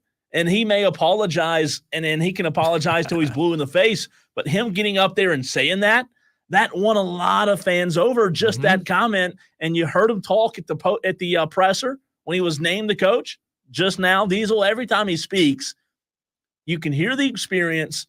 You can tell that he's a winner. And I think South Carolina fans will continue to come around to him more and more. I really do. Yeah, as you said it, every time he opens his mouth, he's winning over more fans. So, South Carolina, you got a good one. And you know what, man? Like, I can't imagine.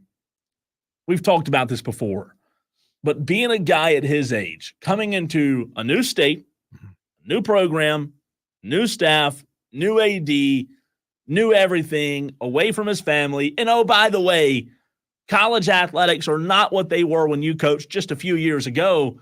It's got to be kind of daunting, right? Yeah. Like, he didn't say that. I'm not putting words in his mouth, but it's kind of, when you look at it, man, he has a big task in front of him, but I do think he's the right man for the job. I think we have two absolutely phenomenal coaches in this rivalry right now. Yeah, as of right now, until we see a full season under his belt, I'm still giving Eric Bakich the edge. But man, when's the last time we had two good coaches like that? I mean, he gave credit to Kingston, not bashing Kingston, but this is I think what the Gamecocks need.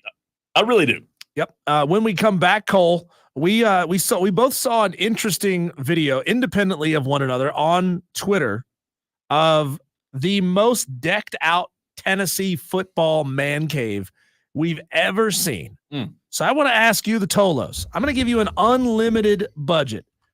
What are your top 3 must-haves in your sports man cave?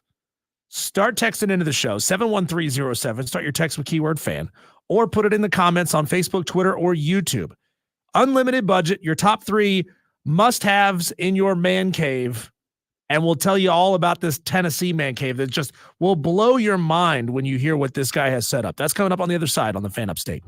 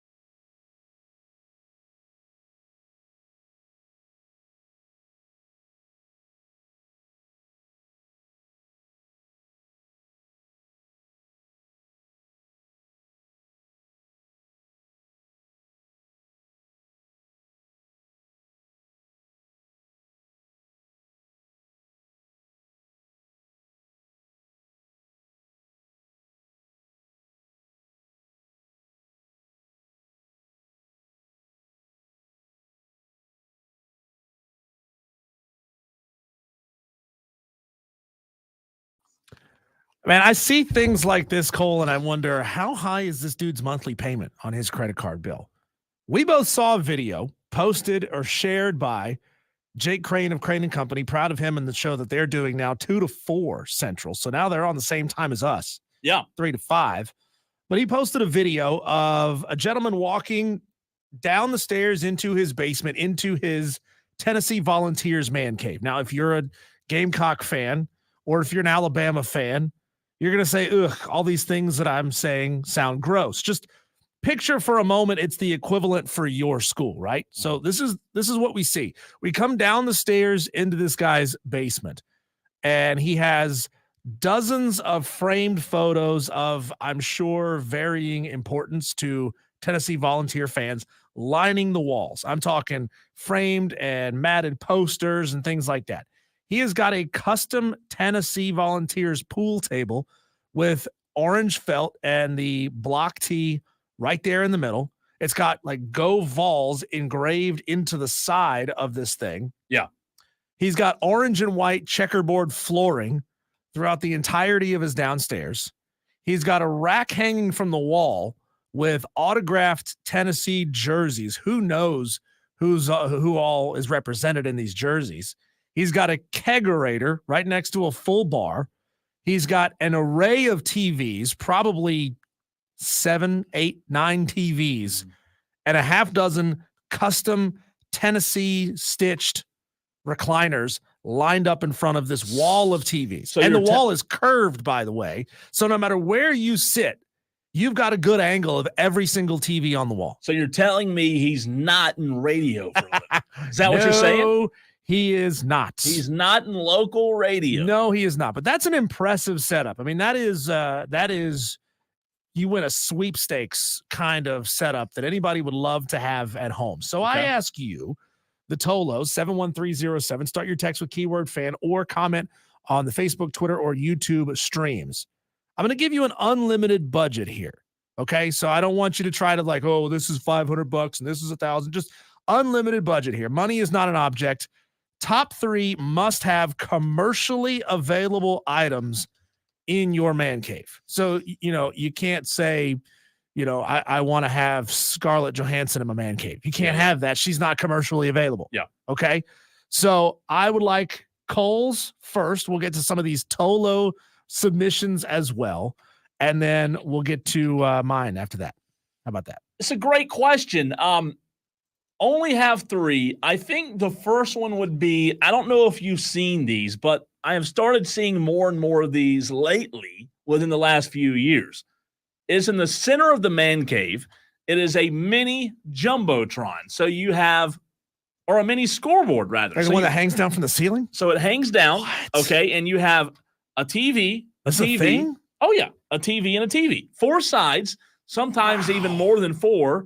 And then it looks, how like if you go to a basketball, you're looking at it? Yeah, I've never seen this before. I'm about to Google it right now. Yeah. It's like a basketball game. You imagine going to a basketball game and having the big hanging scoreboard, every side. Level. Yeah. You hadn't I see them on TikTok all the time. It's fantastic. I think that would be the top for me, being able to walk anywhere and look back and have those TVs, different games. I'm a TV guy. That's huge. Yeah, that's number huge. 1. Try to beat that. Okay. What were your other 2? I'm going to give you 3. Oh, you got 3. Yeah, you get 3. So you could build yourself a real nice man cave with just these 3 items. Yeah. I'm thinking I don't want to say like a full bar, but a full bar area for people to sit, right? Like when you have people over, Diesel, somewhere for 8 to 15 people to sit comfortably, almost like an outdoor seating area. It might have to be like a full bar, some sort of bar type seating arrangement, but some sort of nice seating where you can watch comfortably, but also have a lot of people there. No, there's no point in having a man cave if you don't have seats for other people. I don't know. I know a lot of people who say they don't want anybody in their man cave. Really? Yeah. You can't show it off. They don't want their wives in there. Yeah. I mean, you got room for you got seating for 3 or 4. That's what a lot of people set theirs up because they don't want people in there. Their man cave is their man cave. Just you theirs. stay out. So I would say that, and then you got to have some good dartboards, man. You got to have dartboards. Yeah, you got to have like axe throwing in there instead of a dartboard. Well, that's fine too, but I wouldn't want to tear the freaking house down. Like you miss and bam, there goes your ceiling fan. There goes the jumbotron. Line the ceiling with sheet metal, so that you don't poke holes in the ceiling. You don't like darts? I love darts. I got pretty good at darts for a while. I don't hate the axe throwing idea, or if we're saying unlimited budget, how about a bowling alley? I would rather have like a little air shooting gallery. When I was in college, Cole, I worked at Tweetsy Railroad, and they had an old-timey shooting gallery in there. Mm-hmm. And, you're not shooting real pellets. You're shooting little bursts of light. The gun shoots light. And all of the little objects in the shooting gallery had a little light sensor on it. So, for example, there was the piano player, and he had a little target on his butt. If you shot him in the butt in just the right place, he would wake up and he would start playing the song, right? And then all of the other items all over the place would start to move. So, I think that's better, right? Having that sounds gallery. legit. And I just now thought of that. So, I wish I could add it to my list, but it wasn't already on there. So I can't add it to my list. I would have as my top 3 items, Cole, I would have an array of TVs to basically copy this Tennessee fan. I would like to have an array of TVs so that I could watch every single game that was on that I wanted to watch at any given time. I want all of them. So that means having like a super high-speed internet connection where I have the bandwidth to watch all of these things. We have Madcraft who was listening to me describe this Tennessee fan setup, and he goes, all them TVs just to sit around and watch the team get beat by Georgia. Wow, Madcraft. throwing a dude under the bus. Number 2 on my list, Cole, would be a kegerator. Give me an apparatus where I could put 2 or 3 pony kegs in there, pressurize the system, and I've got a kegerator, cold beer on tap, ready to go all the time. Heck yeah, that's what I want, right? I want the custom taps where I can put. You want a bar, just I want a bar down there, and then finally, football season isn't all year long, Cole. You got to have something to do down there in the off season. I want a full golf simulator. I like that in my man cave. So you got to have a high ceiling. You got to have some room to move. But Cole, man, like I don't know if you've ever heard of TrackMan. It's a new system in golf where you could virtually play courses all over the world, like famous courses. They're all programmed into it. Yeah. So you can go out and play the course virtually. I want that. I would be down there for hours. Forever. Hours. Yeah, I'd never come out. I say this. Before the segment ends, I'm going to change my third one from darts. I want a basketball, either half court or some sort of like triple basketball goal setup. Yeah. So I like yours. I would go with the Jumbotron, the seating for a lot of people, as well as the basketball. Zach asked earlier, Coles must have to include Cowboys stadium seats. I wonder, Cole, do you have a pressure washer to be able to wash off all the tears of disappointed Cowboy fans? Not funny. You wouldn't want to get those things in soiled, would you? You'd want to wash them off first. Steven says the first thing I would have is a replica Willie B trophy case to display all the football trophies the Gamecocks have won. Oh, wait. Steven taking shots. Steven, couldn't you just do that with a shoebox? You could. No point in having a trophy case. Zach likes your golf simulator answer. Listen, 3's hard because having to choose 3, that's rough. Yeah. Now, it would be decked out for me in Cowboys paraphernalia, but, that's the way it is. All right, time to fight. Every day we do it next. 5 o'clock fight. He's Diesel. I'm Cole Bryson. This is the Fan Upstate.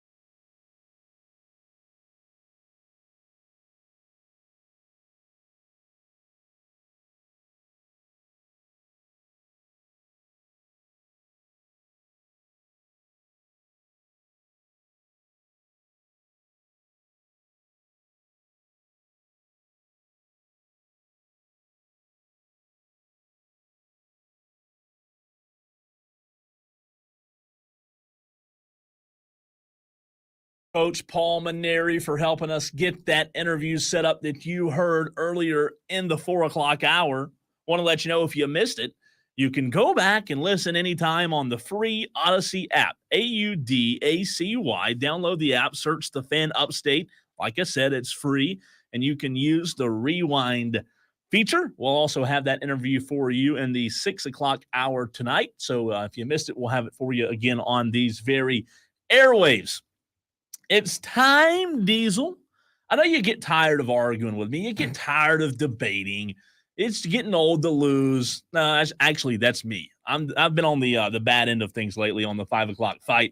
But it's time to do what we do each and every day on this program at 5 o'clock. It's an all-out slugfest, and nobody's leaving unscathed. 3 topics, 1 winner. It's the 5 o'clock fight on Wire to Wire with Diesel and Cole Bryson on the Fan Upstate. If this is your first time tuning in to Wire, the 5 o'clock fight's very simple. The rules are there's 3 rounds. Diesel and I must disagree in all 3 rounds. It's your job, the TOLO, that stands for turn it on, leave it on. It's your job to decide who wins and who loses. You can text the show 71307. Start your text with the word fan. We're also live on Twitter, Facebook, and YouTube. Let's get it started. Round 1, fight. Diesel, this is a topic you and I have talked about many times before, and I believe that every single person listening has a side to choose here. Electric vehicles, yay or nay? What does Diesel say? Yay, but not because of what they are now, but because of what they will be as this technology continues to advance. Okay. Look, there's a lot of people out there who have very, very viscerally negative opinions about electric vehicles. But I don't know if you are aware of this, Cole. Modern internal combustion engines still basically suck, right? And I'm not talking about the high performance, the Dodge Hemi engines, the ones that they put in the Demons and the Hellcats. Those are incredible. But most modern internal combustion engines that go into cars, Cole, are really only about 40% efficient. That means 40% of the energy generated from burning gasoline actually creates motion. 60% of it is lost to evaporation. It's lost to exhaust. It's lost to heat coming out of the engine, all of those things. So as good as modern ICE engines are, and they've been around since 1860, the best we've been able to achieve and put into passenger vehicles is about 40 to 45% efficiency. I know that EVs are not there yet, but realize EVs have only been around seriously since the mid-2000s. We've only got about 15 years of these out on the roads. So they may suck now. They may take too long to charge now, but eventually they're going to be pretty good. I hear you. I'm going to disagree. I'm going to say nay. Heck no on the electric vehicles. My reasons are, look, the batteries, they use some rare metals, right? There are not many charging ports available. They're expensive to buy. They create a lot of emission. You can't drive as far in an electric car. Listen, I'm not saying that one day, I'm not even saying, Diesel, that I'll always be opposed to it. I'm just saying right now, I'm opposed to it. I think 30 years down the road, EVs are going to be awesome. Well, they may be. Assuming they're still on the road and we haven't come up with some other technology. And I may change my mind 10 years from now. 10 years from now, I may say in 2034, look, I'm coming around the electric vehicles. I just don't know, if I have a long way to go through the woods and I need an electric truck to make sure I can get from one end of the property to the other and through the mud and all.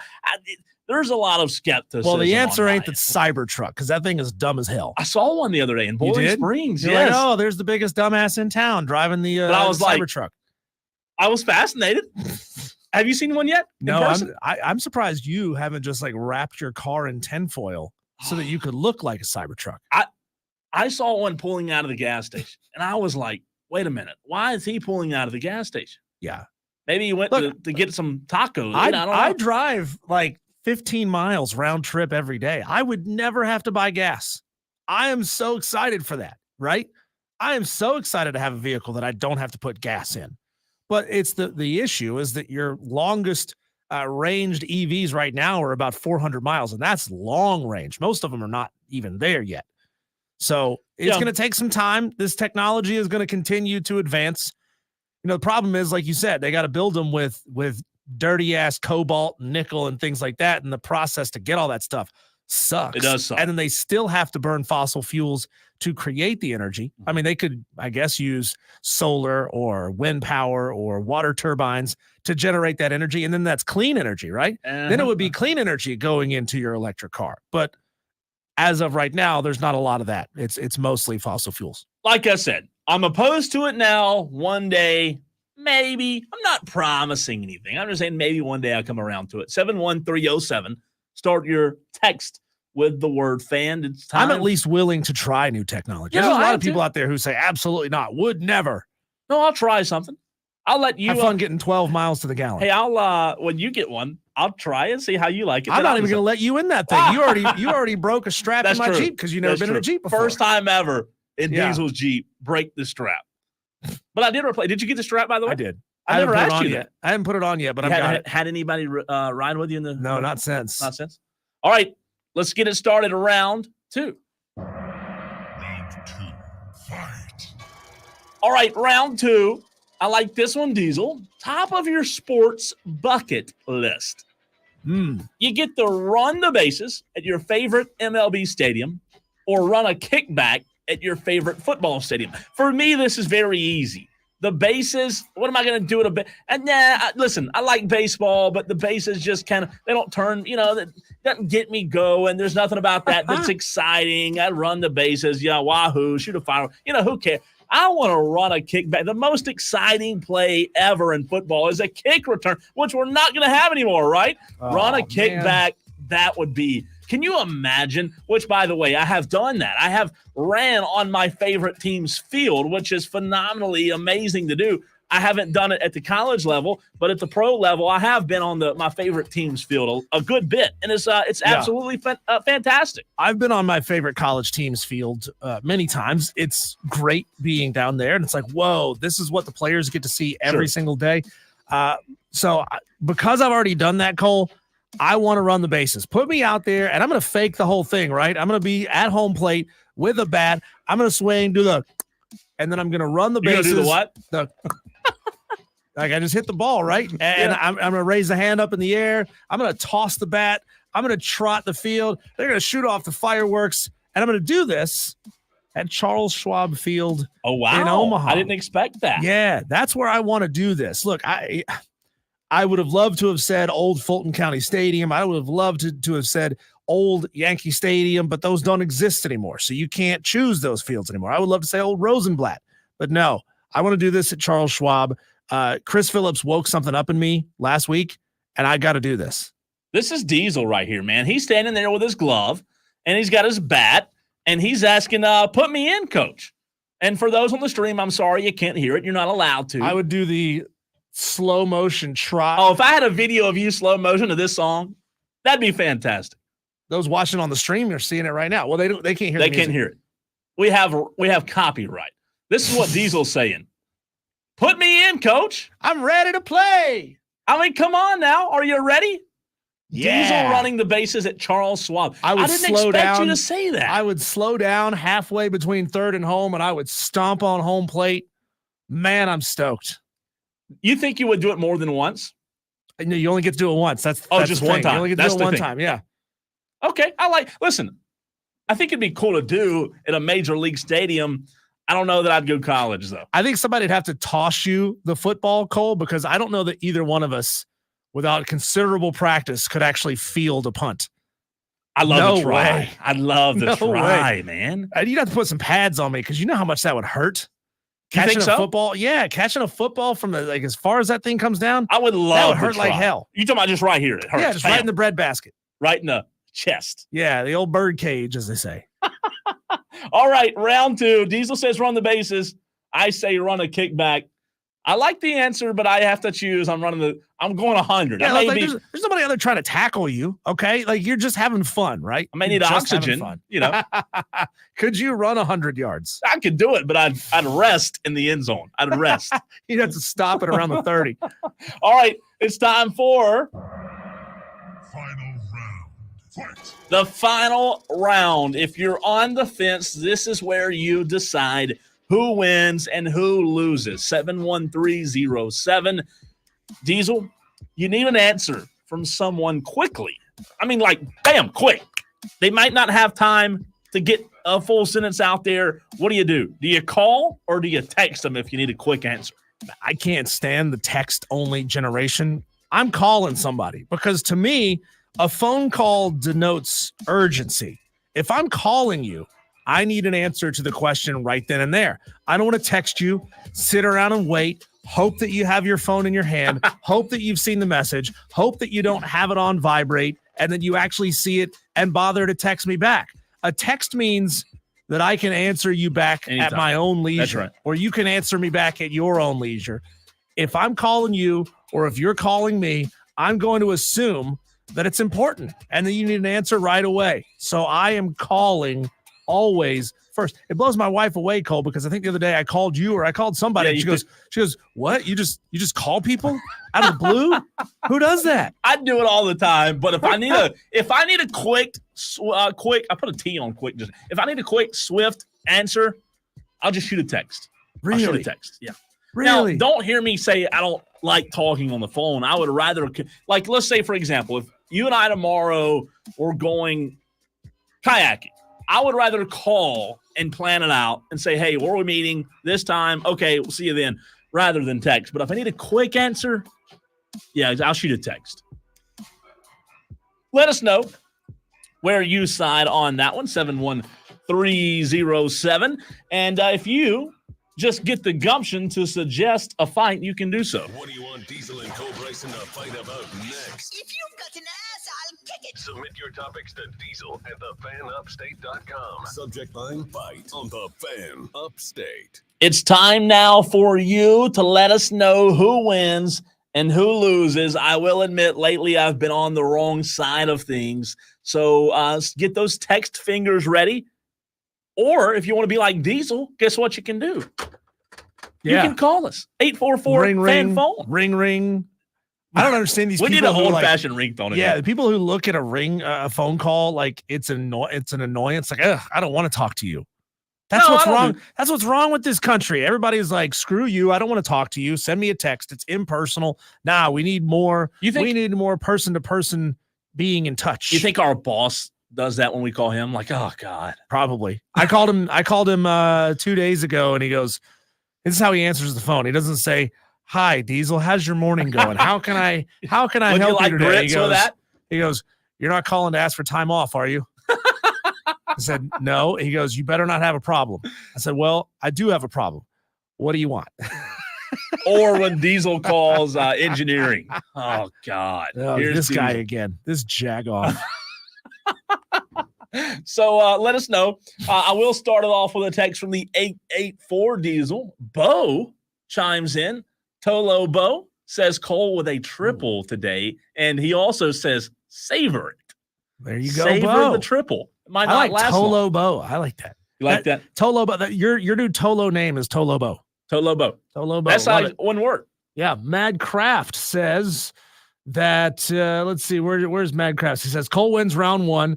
He asked, y'all see where Tesla is shooting for $4,000 in the next 6 years? A $4,000 sticker price for a Tesla car. What does it get? Like 6 feet range? He don't mean sales price, does he? Yeah, that's what he means. Sales price, $4,000. No way. You can't. That's not. You can't put a battery in there that'll go more than 5 miles. I got some. You got some AAAs right there? The new Tesla battery, ladies and gentlemen. Maybe these won't catch on fire. $4,000 right there on the stream. Yeah. Let's see here. Says, let's see. Madcraft says Diesel wins round 2, but he's not on board with the location. He would rather run the bases at Fenway. Great choice. That'd be good too. Great choice, yeah, Madcraft. Like I'm not even a Red Sox fan, but I would go run the bases right? at Fenway. It's historic. Give me Comiskey, give me Wrigley. I would be happy with any of those. your answer, Charles Schwab, would be very low on the list for me. I'm sure it would. Sure it would be. I would go, I love Fenway, Yankee Stadium, right? Yep. Even though it's not historic Yankee Stadium, True. it's still Yankee Stadium. You can still say I ran the bases at Yankee Stadium. Wrigley Field. Yeah. The old Turner Field would have been awesome. Mm-hmm. You know, I think I might have as a kid. I think I might have ran the bases there as a kid. Like, I don't. You know how they do the Sunday thing? Yeah. I don't have any, like, connection to Truist. It'd be cool. It'd be very cool to run the bases at Truist. Yeah, but, like, it's I'm like, not a- it's yeah. just, it's Truist. It's a new stadium, you know? Nobody will have a connection till the kids who are there now grow up. And they're Right. like, that's where I grew up going. Oh, what about Floor Field? That's not on your list to run the base? Truth be told, Cole, I think we need to try to get up with the people over there at the Greenville Drive and see if we can run the bases, have a little challenge, you know? Yeah, I like Put us it. on second, see if we can outrun a shot to the outfield. Oh, from second to home? Second to home. With a regular arm? Like a pro arm in the outfield? Yeah. Not a chance, you're saying? I don't want to say not a chance. I would need a big lead. Like I'm going halfway to third already. Oh, come on. You don't get that big lead. I need a big lead. You gotta keep it normal. You gotta keep it into the rules of the game. Let's see. G on the text line says Diesel wins round 2 and 3. Cole wins round Come on, 1. G. Why we've politicized electric cars in a really weird way. Like maybe I'm off base here, but there seems to be like a right wing thing of like, screw them electric cars. I want to go back to a horse. Oh, Like, you think what? it's political? Yeah, in a weird way. That. I think it could be. It could be. Yeah, I mean, technology is going to change. You know, the Chinese have come up with a car battery that just runs on salt. So you don't think Republicans drive? That'd be a good poll. Yeah, how many Republicans drive Teslas, and how many Democrats are against the electric cars? It'd be interesting to see. Yeah, let's get the station across the hall to do that poll. Charlie can get us an answer. Oh, he'd have the phone lines red hot over there. Yeah, it's weird. Politics confuses me, man, because there's a lot of stances that should go the other way. That's why I just stay away. So you just got I mean, it just makes people miserable. And it divides people. It does. It does. Not like what we just did on the 5 o'clock fight where we just yell at each other for 15 minutes. It's hey, true. When we come back, Cole, we're going to go a little off script because and somebody's going to ask, what does it matter? Is it a slow sports day? Yeah, it's a slow sports day. There's nothing going on today except for the NHL finals. If and y'all don't give a rip. Idiot. Y'all don't give a rip about the NHL finals. No. When we come back, Cole, I want to ask you, what's the worst restaurant service you've ever gotten? Oh, God. And I'll bet you it ain't got nothing on this. Nothing on this. Man. That's next here on the Fan Upstate.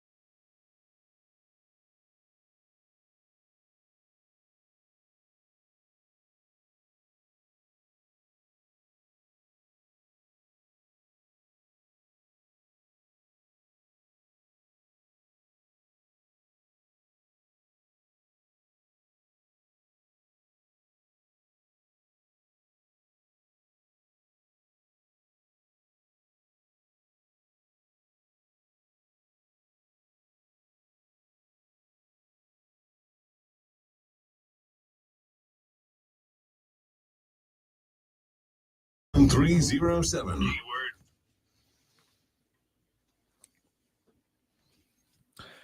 Remember how I told you a couple of weeks back, Cole, that I don't eat at a lot of fast food joints because I think they're gross? I do remember that. I don't eat Taco Bell. Yeah. I don't eat McDonald's. I mean, I ate McDonald's day before yesterday on Wednesday coming out of my golf round because it was the only thing on this exit. Sometimes The you just have only to thing. stoop. I do it, man. It was the only thing.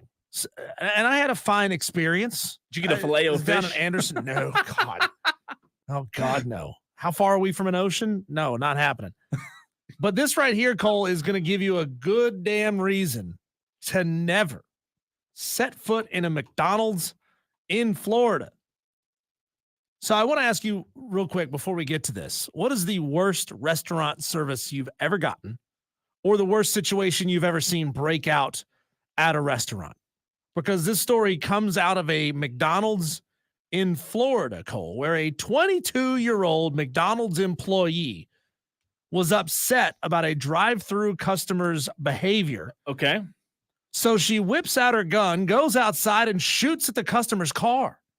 That's one way to do it. Yeah. Reminds me of Medea. Have you seen Medea, the Medea movies? I didn't. Well, No, I haven't seen them. Medea movies is very similar to that. Now- She just drives through. So it sounds really bad. Sounds really bad Oh, you on think? the employee. Her name is Chastity Gardner, 22 years old. Sounds really bad. Employee gets mad at a drive-through customer, goes outside and opens fire.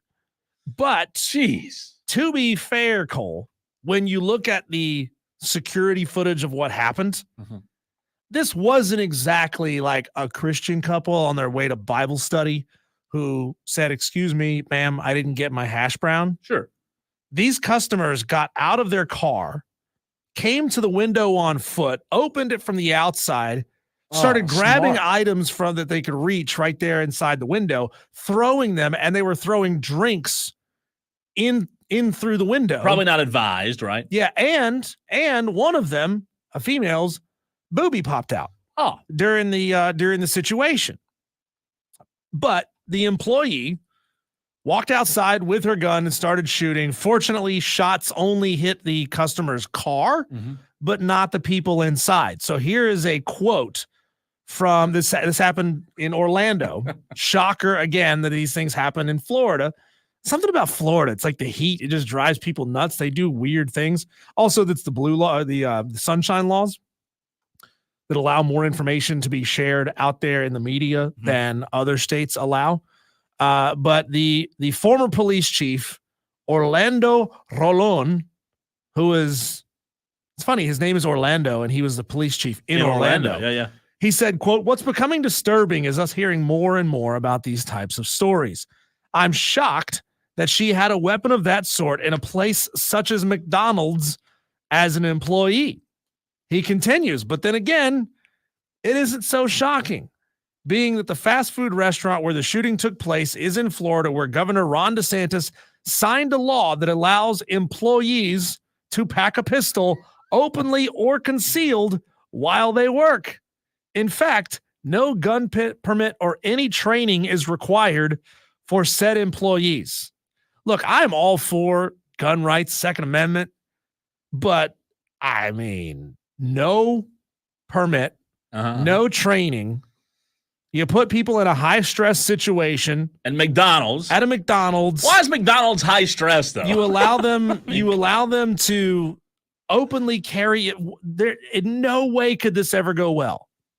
Well, The listen, hell was Ron DeSantis thinking? this was not a good. I just don't know that there's any way to sit here and say, look, either party was in the right. Either party was in the wrong. I think they're both in the wrong here. And I love the comment from Bland on Twitter, on X.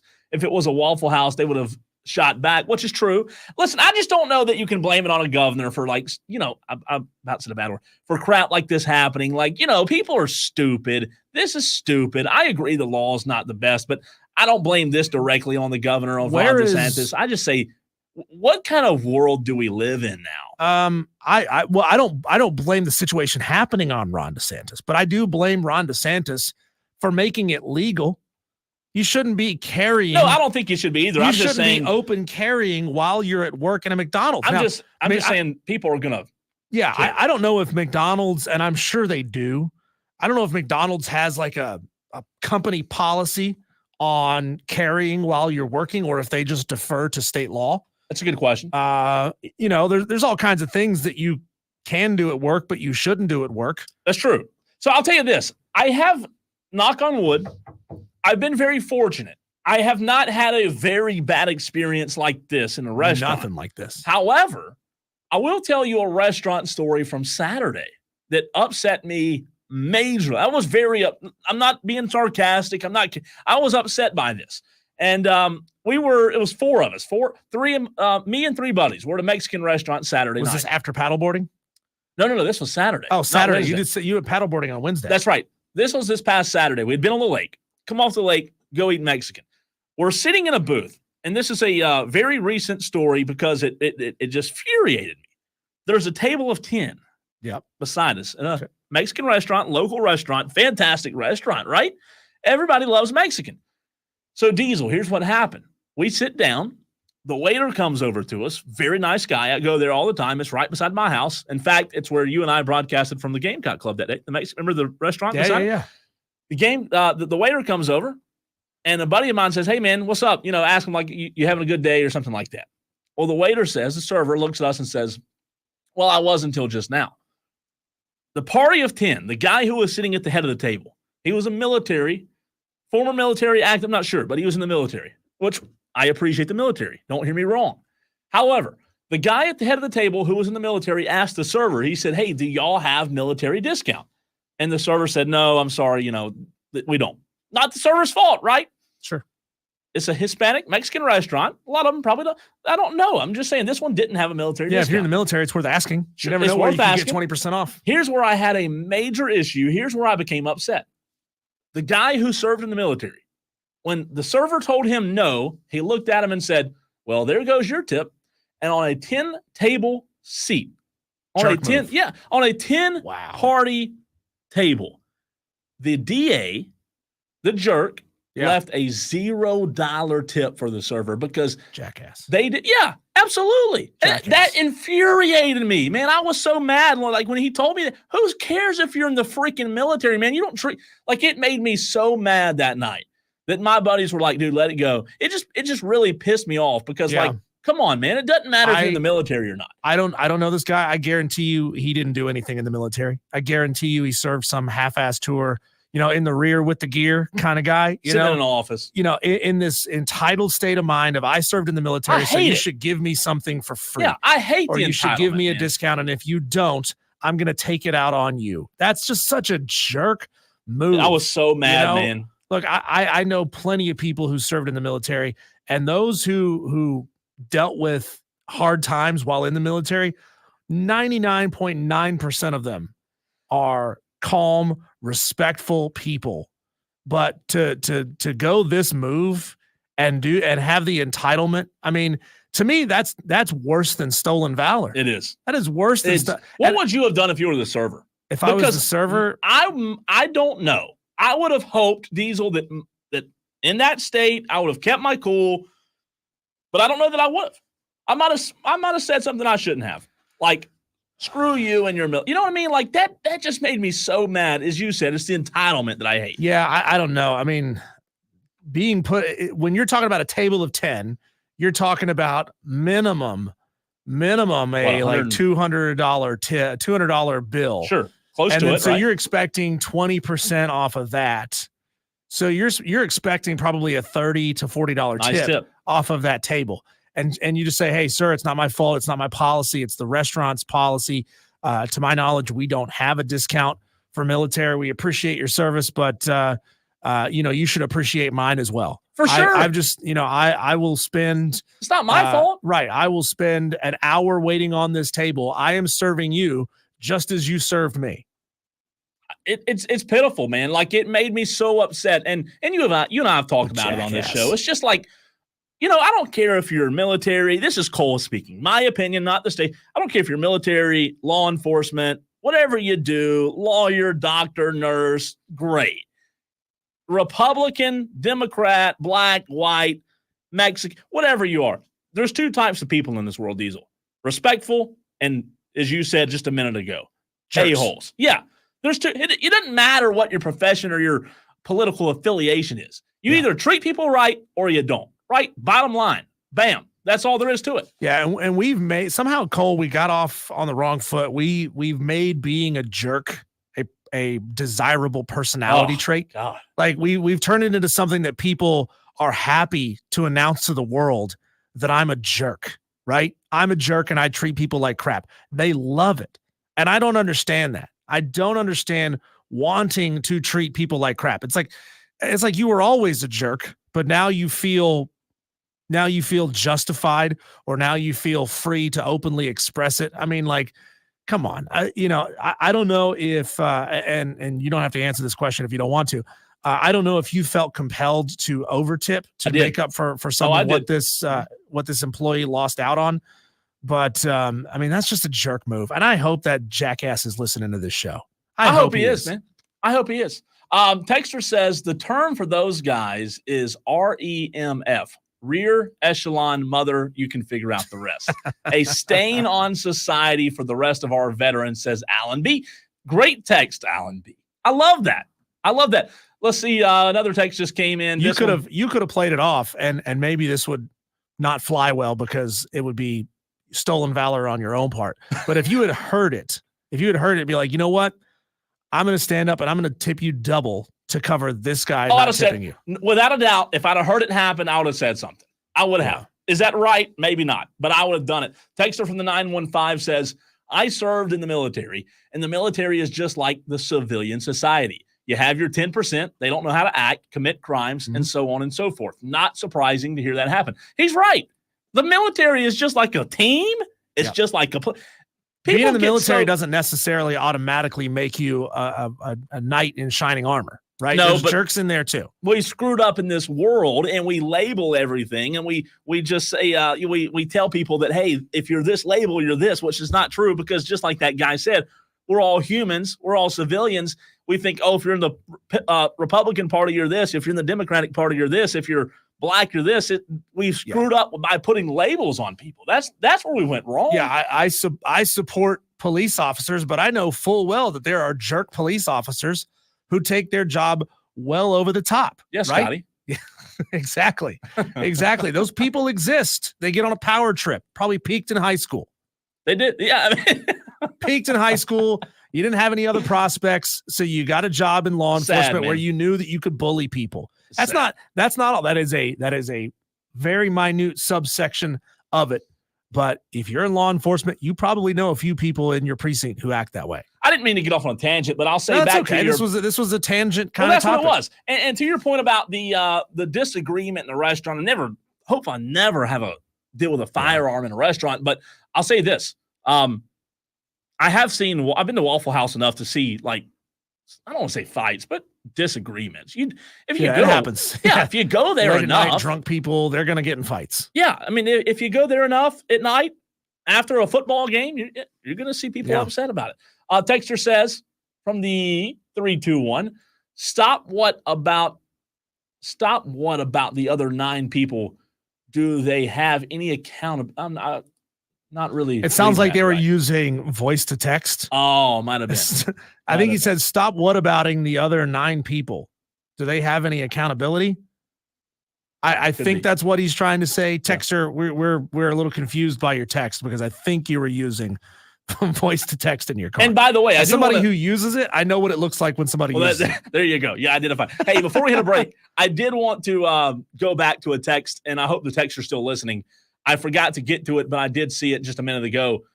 I was talking about earlier the NASCAR races and the playoffs not having the road courses. I was mistaken. The first playoff race is evidently a road course. I was mistaken on that.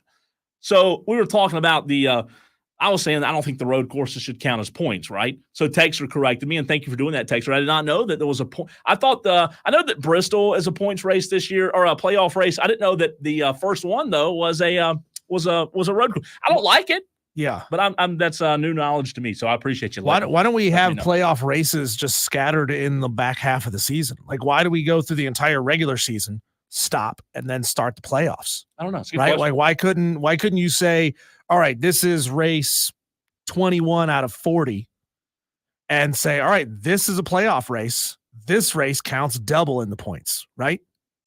Text from the 803. I bet Mr. Zero Tip has some shortcomings down below. Yeah. I hope he's listening so bad. I would give anything for that jerkwad to be listening to that.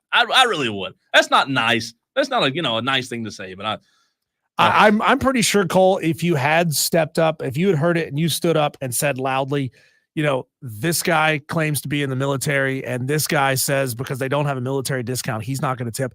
I'm going to cover above and beyond what my tip. I guarantee you that would have started a fight. Guarantee you, like, this dude's probably got a Monster Energy drink tattoo on his leg. He probably wears white rimmed sunglasses, probably drinks light beer. Yeah, it's probably not good for me. Yells at his wife. And probably not good for me, in my position to be in a fight. So maybe it was a good thing I didn't hear it. How about that? All right, Daily Wires. We'll update you on the headlines in the sports world next.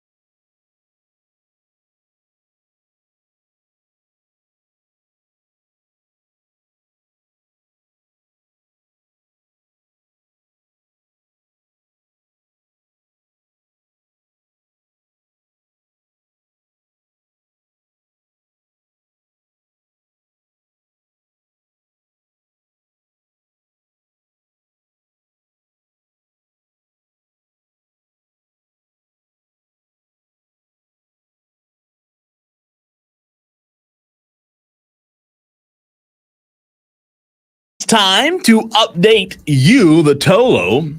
That stands for turn it on, leave it on. That's what we encourage you to do on this program. It's time to update you on what's happening in the sports world. We call them the Daily Wires. Bzz. One more time. Bzz. I just like it so much. I want to hear it again. Bzz. That one kind of hit with the do- music. Bzz. Bzz, bzz, bzz, bzz. We're so, man, you can't find better radio than this. Try to find it. Try to find better radio than this in the freaking upstate. It's unbelievable. All right, Daily Wires. The NFL owners, Diesel, you put this one on the rundown, are considering a separate quarterback salary cap in the wake of the inflating, I think inflating might be putting it lightly, quarterback salary market. Joe Burrow makes 25% of the Bengals cap. Yeah. Good idea or bad idea here? I think it's a great idea because, Cole, this is not a stat that I came up with, but only one quarterback has won the Super Bowl making more than 17% of the team's salary cap. Wow. And that would be Patrick Mahomes, because Patrick Mahomes is ridiculous, right? He is crazy, crazy good.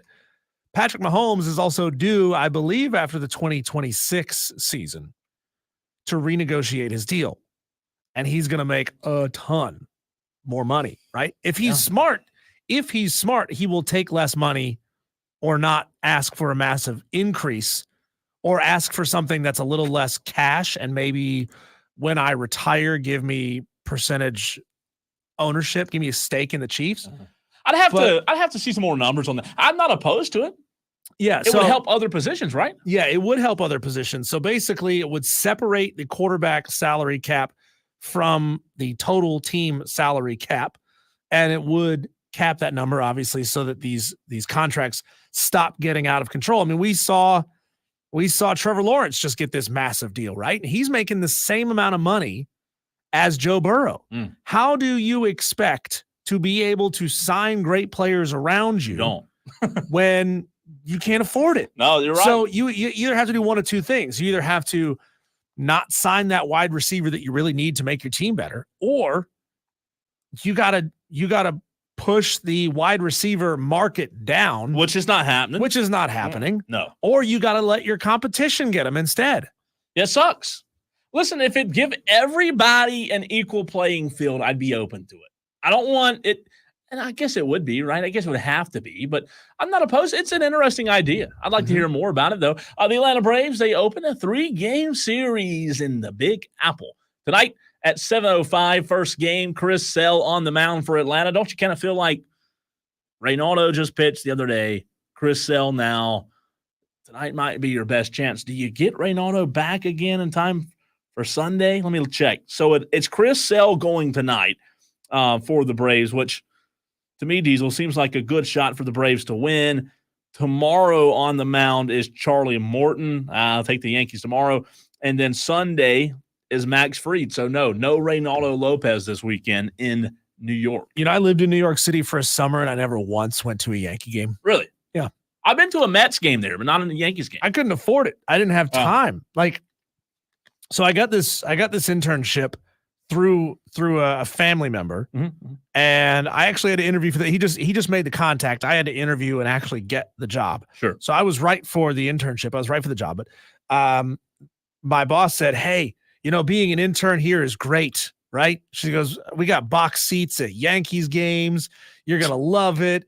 And then my school made me do so much work that I didn't have time to go to Yankees games. That's pitiful. Yeah. I had to log essentially a 9-to-5 job for an entire summer. It was like 300 hours that I had to log. Yeah, that sounds I would have loved to go to like day games, but living all the way in Brooklyn, I'm not going all the way to the Bronx for a Yankee game and then coming back after that game at night. It'd be rough. I don't know New York well enough to do that. Like, I'm not prepared for that kind of stuff. Have your McDonald's Me at like pistol. 21 years old.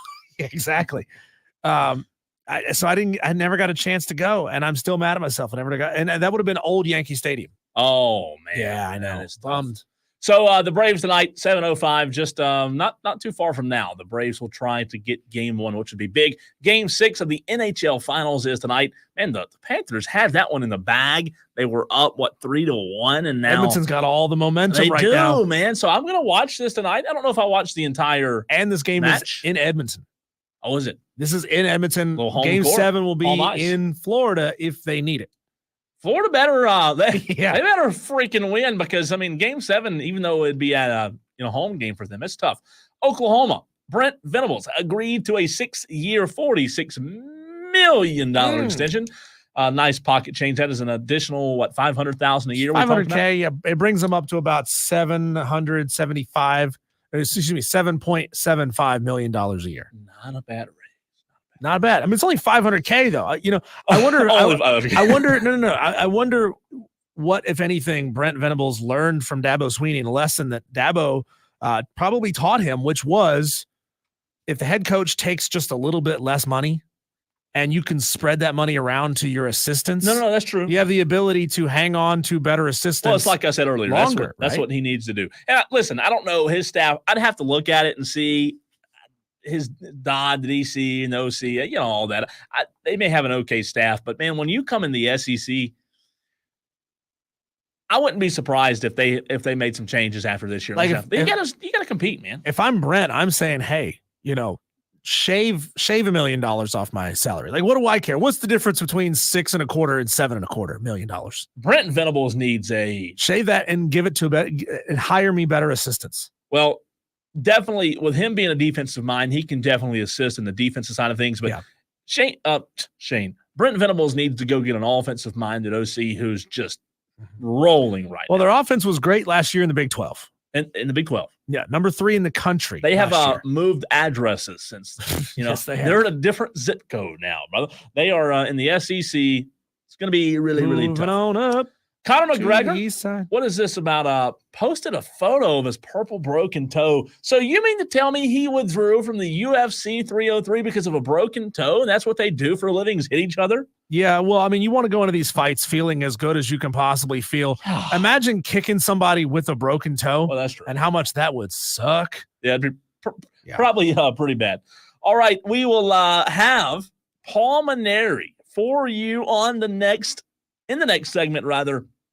He will join us on Wire to Wire, the new head baseball coach at the University of South Carolina.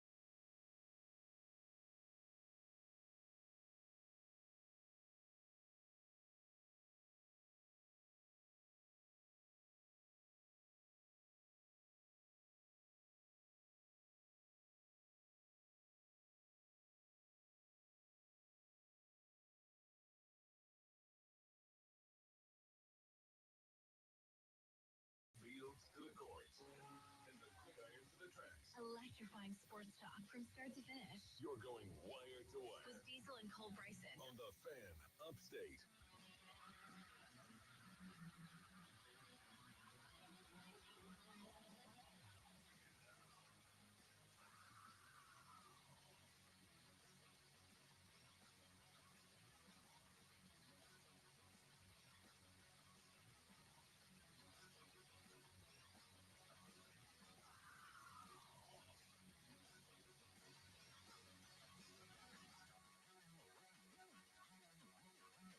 It is Wire to Wire, a Friday edition right here on the Fan Upstate as we bring in the new head baseball coach at South Carolina, Coach Paul Mainieri. Coach, we appreciate you taking time to join us today. What's it been like, man? The last few weeks have probably been crazy. Interviews, meeting players, meeting coaches, but I'm sure you're up for it.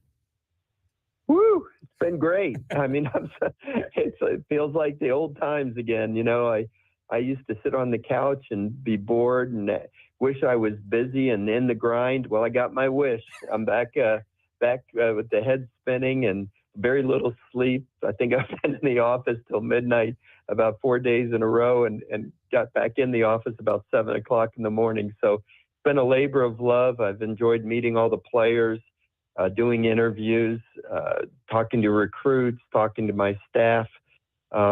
Just getting organized for this new school year. And I just feel like I've been born again. Let's go. Paul Mainieri, new head baseball coach for the South Carolina Gamecocks. Thanks for joining us here, Coach.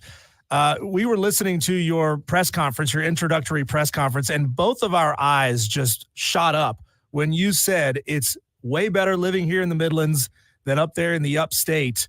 Did you know that line was going to cause such a ruckus? I didn't know it did cause a ruckus. One of the administrators coached me to say that, so I didn't know exactly what I was saying. But I'm learning about the Carolina traditions. You know, Coach, I didn't mean to offend anybody. That's for sure. You know, it's funny you say that because that was one of the things that Diesel and I talked about last week. Was like the outside perspective. We know that living here, growing up here, South Carolina and Clemson, they hate each other, but from your perspective, what's the national perspective on this rivalry, or if you even think of it as a rivalry? Well, I'm learning about it. You know, it seems that each state has its own rivalry. Florida State, Texas A&M, Texas, Arizona State, Arizona, et cetera, et cetera. So I've always thought rivalries were a great part of college athletics.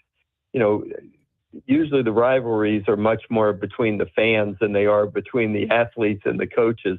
But you know, I didn't mean to offend anybody at Clemson. Trust me. You know, I don't know anybody at Clemson. I've always admired the Clemson baseball program.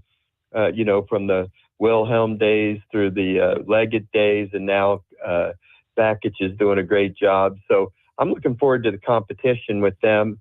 But you know, I'm wearing the garnet and black, so you know, whatever I have to do to keep the rivalry going, I'll be happy to do so.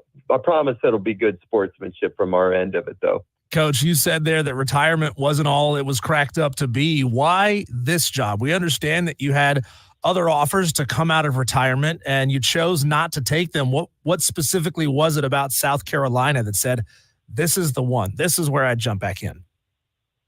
Ray Tanner, really. It was Ray.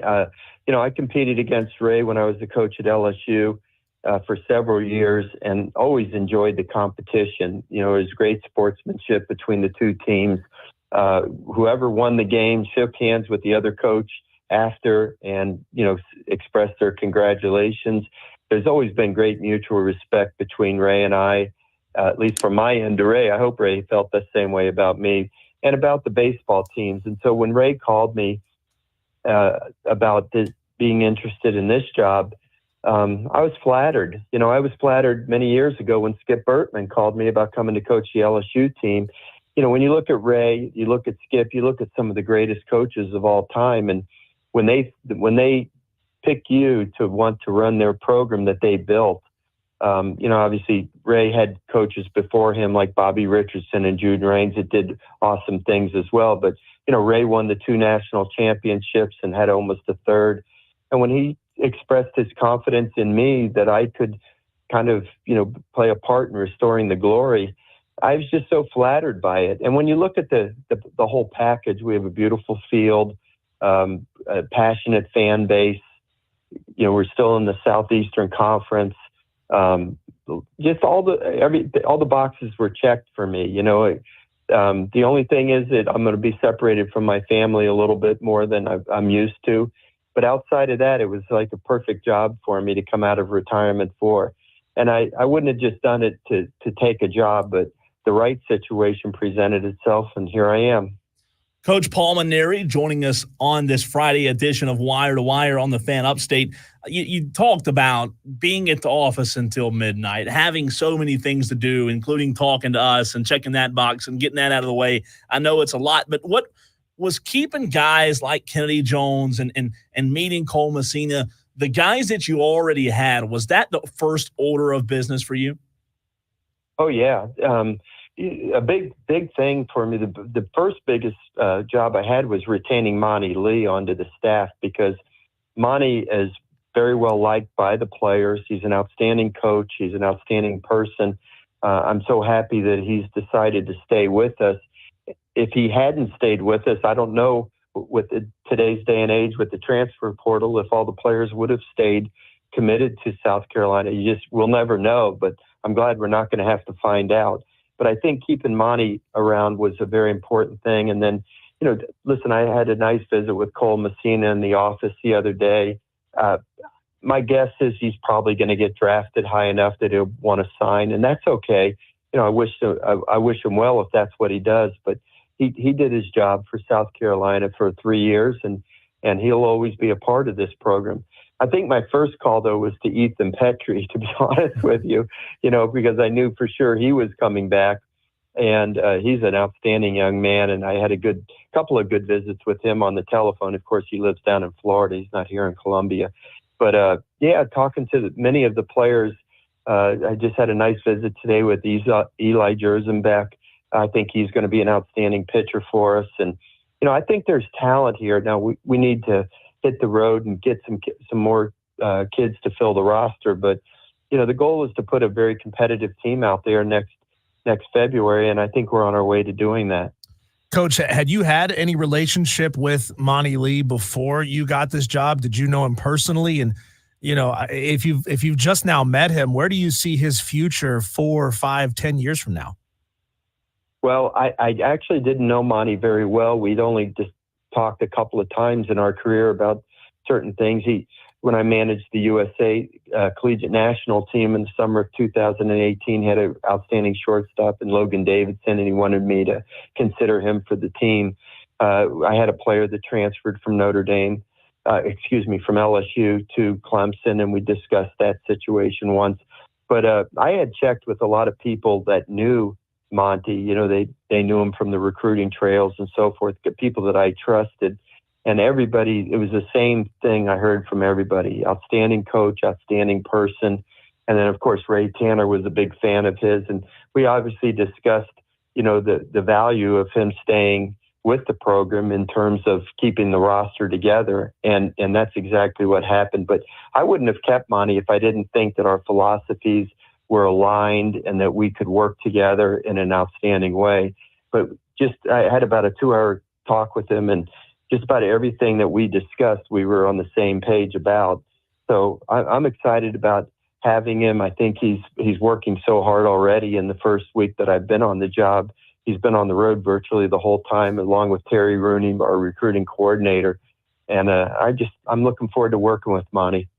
Coach, for South Carolina Gamecock fans that are hearing you say that, what does the coaching tree, the coaching system now look like with having a guy like Monty Lee, who you just said has been on the road a lot already, and you being the head coach? Is it going to be a lot of bouncing off of each other? And can you talk about those roles once the season starts? Well, right now we're talking to each other on the phone about 10 times a day, I think, and many more text messages besides that. But I'm empowering Monty to do a lot. He's been working this area for so long, and he knew the players on the team that were returning. So, I have to count on him for his evaluation of everything. When the springtime rolls around, we'll it'll be a work in progress in trying to kind of feel each other out as far as, where I'm going to let him decide things, where I have to, take the bull by the horns myself. He's an offensive-minded coach, as am I, but I also am really emphasize defense, fielding defense, because the pitching staff, I think we're going to have a good pitching staff, and the only way that they can fulfill their potential is if you have good defense behind them. So I'll take a big lead in the defense area, and I'll be calling the shots during the game offensively. Just haven't really got that far down the road in discussing everything with the other coaches on how we're going to manage games. Right now, we're just trying to put a good roster together, and then we'll figure everything else out as we go down the line. Brand new head baseball coach at South Carolina, Paul Mainieri, joining us here on the Fan Upstate. I want to give the listeners a chance to hear you talk some ball here for a minute. How do you explain a team like Florida, who didn't have a phenomenal regular season, and they made such a deep run in Omaha and really impressed a lot of teams, even beat the team right here in the Upstate, Clemson? How do you explain a team that had such a relatively weak regular season being so good down the stretch? Well, they played a very difficult schedule. One thing about Florida is every year their non-conference schedule is really tough. I mean, they'll play a 3-game series with the University of Miami, and their midweek games are always against really good teams. I'm sure Kevin had a lot of new players this year, and he had to kind of figure out who he could count on, and that's always a work in progress. But you've seen this happen before. Ole Miss was the last team in a few years ago and ended up winning the national championship. We've seen 4 seeds like Fresno State win the national championship. I mean, baseball is a unique game. It doesn't always go to the biggest, fastest, best athletes. It's the teams that are playing well at a particular time. Conversely, you can have a great regular season. One year, my LSU team went to Omaha with a 57-9 record. We already had set the SEC record for wins in a season, and hadn't lost 2 games in a row the whole year, and went to Omaha and lost 2 one-run games, and we're 2-out. It's amazing how those kind of things can happen in this sport. But you got to give credit to Kevin O'Sullivan. He kept the team together, and they played hard right to the very end, and they made a really great run at it. Coach, I heard you say the other day that when you looked at this program in the week or so that you were evaluating taking this job, you looked at this program and you thought that it needed a shot in the arm. What specific areas, in your opinion, were lacking that you feel like you can help this program to take them to the next level? Well, that's a hard question to answer because, I wasn't around the team and didn't pay that close attention to it. And I think Mark Kingston's an outstanding coach, and I'm glad he got right back into it at Creighton University. But every coach has their own style of managing people, and I have my own style, and I hope that style creates a lot of positivity among the players and gives them confidence. But it's also a style that requires the players to work extremely hard at the game. And I'm not an easy coach to play for sometimes because I expect players to give their very best effort every day in everything that they do. And so I put a lot of pressure on them in practice. And hopefully by having a disciplined team and putting pressure on them in practice, that in the biggest games or at the most critical moments of games, that they'll have the composure and poise to be able to get the job done.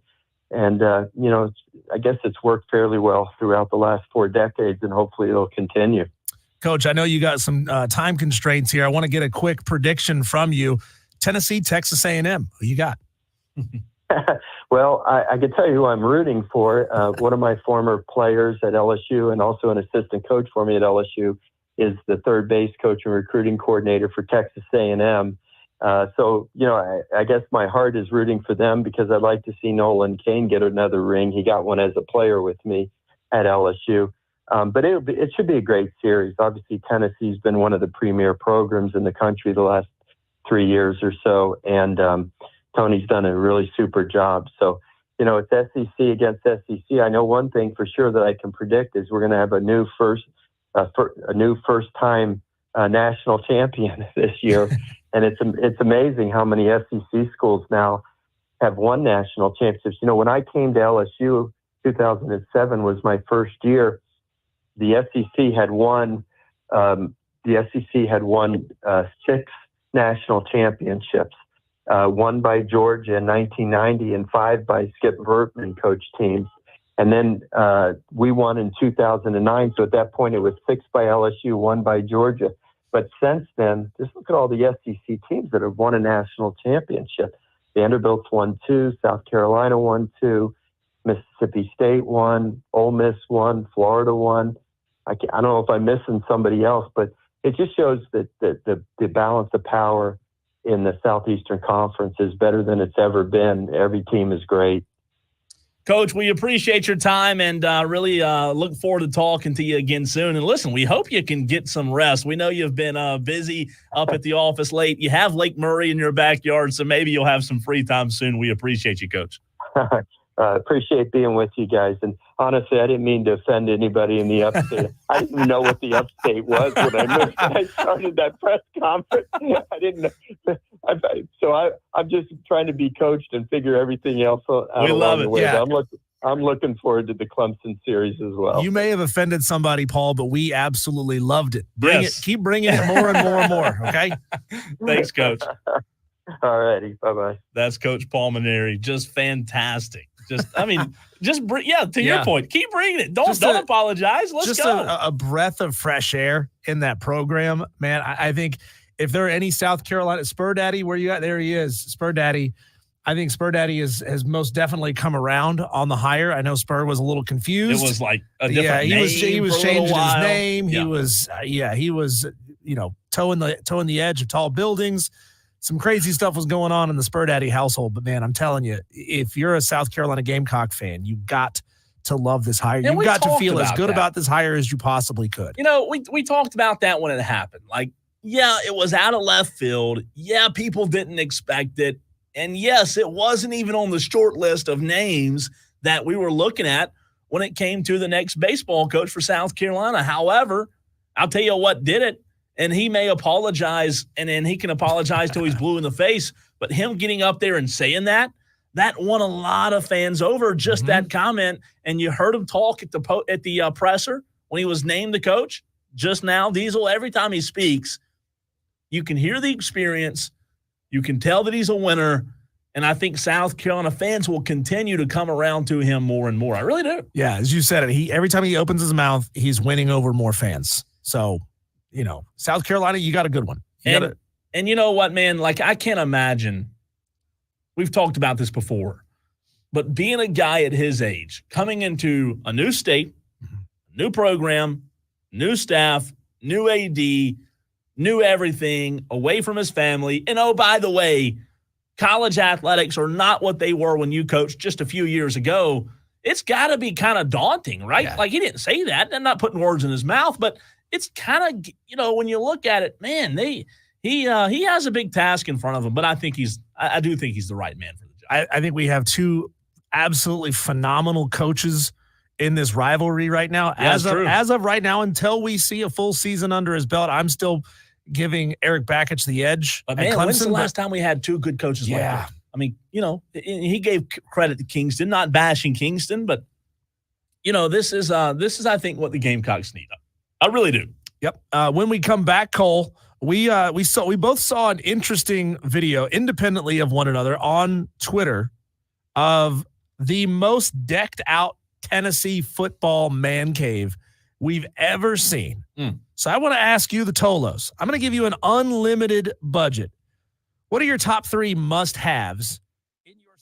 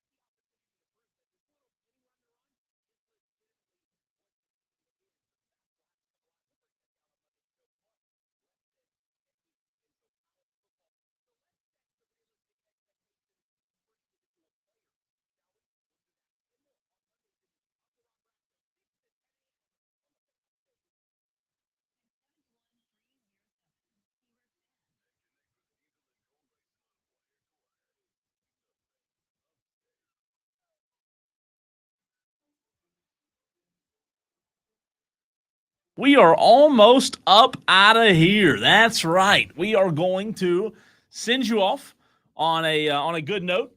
I like this text from the 203. Texter says, I was also shocked by the hire, but I have also come around. Great get for an interview and nice job. Listen, he was so nice. His answer of, I didn't know I ruffled feathers. Come on. He's too nice, man. How big did that thing go? I was trying to scroll back and find. What is that what she said? Yeah. I was trying to scroll back and find when was the announcement, Cole? Do you know the date? Remember what day we had that? Was it last week?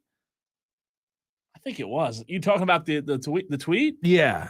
The tweet of, okay, here it is. 50,000 people reached. I got it right here. He said, being in the Midlands is a lot better than being in the upstate. I can promise you that. We perceived it as Paul taking a little good-natured shot at Clemson. And he says, I didn't know, man. I didn't know it was going to ruffle feathers. I like it. Listen, we said it at the end of the interview. Don't apologize for it. You won the fan base over there, Paul. You won the fan base over. Literally, Gamecock fans were like, oh, he's my coach. He's my guy. We're all in now. So a lot to break down from that interview. You know, he's hitting the ground running. Like I was thinking during that interview, Diesel, man, is he even moved up here yet? Is he just living in an apartment? Yeah, I'm feeling for him. You know, he was saying that he was going to have to spend a lot more time away from his family. Yeah, in the immediate, I would assume. Well, just for a few years. Yeah, I would assume because he spent so much time in Louisiana that his family lives in Louisiana. I don't know that for sure, but he said he's going to have to spend some time away from his family. So they probably, you know, either they're going to move up here or he may do the thing where he, you know, rents a house or gets an apartment or something like that. I mean, he's going to get a bougie apartment, right? I'm sure the University of South Carolina has one or two. The university will provide, as they say. Cole, I don't know what this is, man. I got a new trending topic on Twitter. Never seen this before. I think maybe they discovered a new species of bird, but there's something called a hawk tua that is trending. I cannot believe you brought that up. I've seen that on every. What is this a bird? You're not getting me. Is this AJ Hawk's kid? You're not getting me. Hawk Tua. You're not getting me. You got to finish it though. Finish what she said. You got to spit on that thing. Know what I'm saying? Know what I'm saying? That's wife material terrible. Right there. Before we get back to the Paul Mainieri interview reaction, I want to let you know you can get your thoughts in on that interview, 71307. Also, phone lines open, 844-FAN phone. Daily Dewey. Let's see if Dewey has anything compelling for us today. Dewey, what's up? Yes, I got a comment on Paul Mainieri. He's going to be fired in 2 years. He's going to be fired. Why is that? Because he's not gonna get them to the glory years. The glory years are over. Only give him 2 years? 2 and Q, says Dewey. Yeah. 2 and barbecue. Thanks for the call, Dewey. That's your Daily Dewey. You can voice your thoughts, 844-FAN phone. That's 844-326-3663. Nolan says, y'all are all fired. Well, we might be. Nolan says he's about to order a Hawk Tua shirt. Your boss, Nolan, has to know what Hawk Tua is in order to fire you. So as long as your boss doesn't know what Hawk Tua is, you know, it's all good. It's funny, Cole. We were talking earlier about divisions and politics. All it takes is a new species of bird to bring us all together. That's all we need. Yeah. Screw the Republican Party. Screw the Democratic Party. We're all team. Mm-hmm. Now, what I loved about Paul Mainieri's interview there, he talked about empowering Monty Lee. And he talked about just how crucial it was to keep him on staff and how much it meant to him to keep Monty Lee on staff because he knows the recruits. He's already got a great relationship with them. And he says, I'm empowering him to go out and make good decisions. Monty Lee is a former Division I baseball coach. He doesn't need somebody to hold his hand, right? He is a smart enough guy to know what's up, and he can go out and recruit his ass off. He's already shown that. That is his job, to recruit and to strategize. And he's doing a fantastic job of that. You know, what's interesting is there was so much from his interview that stuck out, but I do think that Paul Mainieri is taking a very much CEO-like approach. Mm-hmm. You heard him say it. You just said it. He's empowering Monty Lee. I don't want to say he's giving Monty Lee's the keys, but from the outside, Diesel, it seems as if, from the outside looking in, it seems as if Paul Mainieri is the baseball general manager. Just like you have with the Braves. Have you, Cole, and I know I have, and I know probably most of our Tolos have you ever dealt with a micromanaging boss? Somebody who just has to be on your backside about everything, every little detail. Nothing you do is ever right. If you do something that you think is pretty good, they're going to say, well, you should have changed this, or you should have done this way. It's like, why did you hire me for the job? If you don't believe that I'm good enough to do this job, why did you hire me in the first place? We've all had a boss like that at some point in our lives. So I'm sure Monty Lee appreciates the fact that Paul Mainieri is giving him the leeway to go do his job. Well, you know how in the major leagues, in the MLB, Brian Snitker's the manager, right? Mm-hmm. He's the, I'm going to use air quotes, coach. However, Brian Snitker also has a pitching coach, a hitting coach. He has a front office to help him with talent acquisition. Don't ask Dewey. He'll say it's all Brian Snitker's fault. Well, that's true, too. A lot of Braves fans will, believe it or not.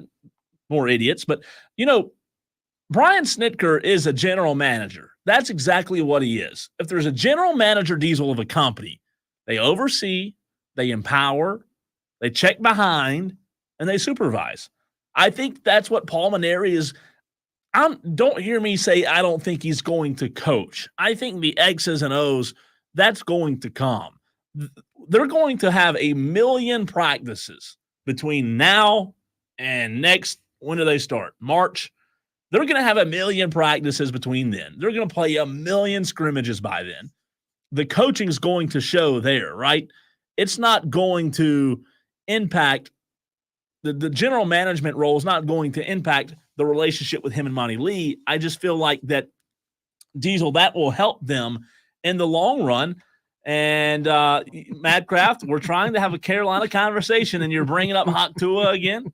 I thought we were past that. It's funny. What do you say? It's funny. He says, if she don't talk to her, I don't talk to her. Y'all are awful. Y'all are absolutely awful people. I love it. It's hilarious. But look, I think it's a good thing. I think it's a good thing to have that GM type role, right? Like, you want to have a guy in Monty Lee who's hitting the recruiting trail. He talked about how Monty Lee's already on the road, and they're already recruiting. And Monty Lee was recruiting before Paul Mainieri was hired. Yeah, Monty Lee was recruiting to go win the job, right? Sure. That's what he was doing, and I think Monty Lee. See, I was hoping that we would get something from Paul there when I asked him, "What do you think of Monty Lee? Did you know him? And where do you think his career will lead him 5 years from now?" Now, I already assumed that he didn't know Monty Lee well. He did say he had a couple of dealings with him on a junior Olympic team. But I assumed he didn't know him well, and it's only been about a week and a half, so you can't really make an assessment on somebody in that short of a period of time. However, I was hoping he would say, I think 5 years from now he's going to be coaching in the SEC. I was hoping that's what we were going to get out of him. He didn't fall for it. No, he didn't fall for it. But he clearly has an awful lot of respect for Monty Lee, and that's awesome to see. It's not like Monty Lee was thrust on him, and he is taking on this role, taking on this staffer that he didn't want. No, absolutely. And the thing about it is, I also took away from the interview, he said when he was hired, him and Monty Lee talked for about 2 hours. And I'm assuming, he didn't say this, Diesel, but I'm assuming this conversation happened before they hired Monty to be an assistant, right? Or retained Monty. I would assume they talked as soon as Paul's, and he said, look, he told us, we talked for 2 hours and we saw eye to eye on everything. And that's what you want, right? Like, if they would have disagreed on a few things and didn't have the same philosophies, Monty Lee might not be there. You know what I mean? He might have got the boot, but he didn't. And that's going to be good for the program. And Paul knew that the recruits were going to go the way Monty Lee was going to go. So Paul also had to do some recruiting of Monty Lee. 100%. Right? And so we're not familiar with Paul Mainieri and his time at LSU. So we can't say whether or not Paul also empowered his coaches at LSU to do the same things that he's empowering Monty Lee to do. But I'd be willing to bet some of that conversation was, Monty, we know how invaluable you are to this program. And we know how invaluable you are to this upcoming recruiting class. I want to let you know that I'm going to empower you to go do what you need to do to be great at what it is you do, which is recruiting. Right? He goes, I'm not going to micromanage you. I want you. You're a veteran at this. You're a pro at this. I am not going to ride you on all of these decisions. Go get me a great roster. Let's use this example. This station hasn't made a hire like this lately, but the station across the hall, Diesel, a couple months ago, hired a guy who's been in the industry for a long time, right? We were told he does a good job. I believe he's on sometime in the mornings or noon, something like that. Older guy. A lot of experience. They hired him at 98.9 across the hall.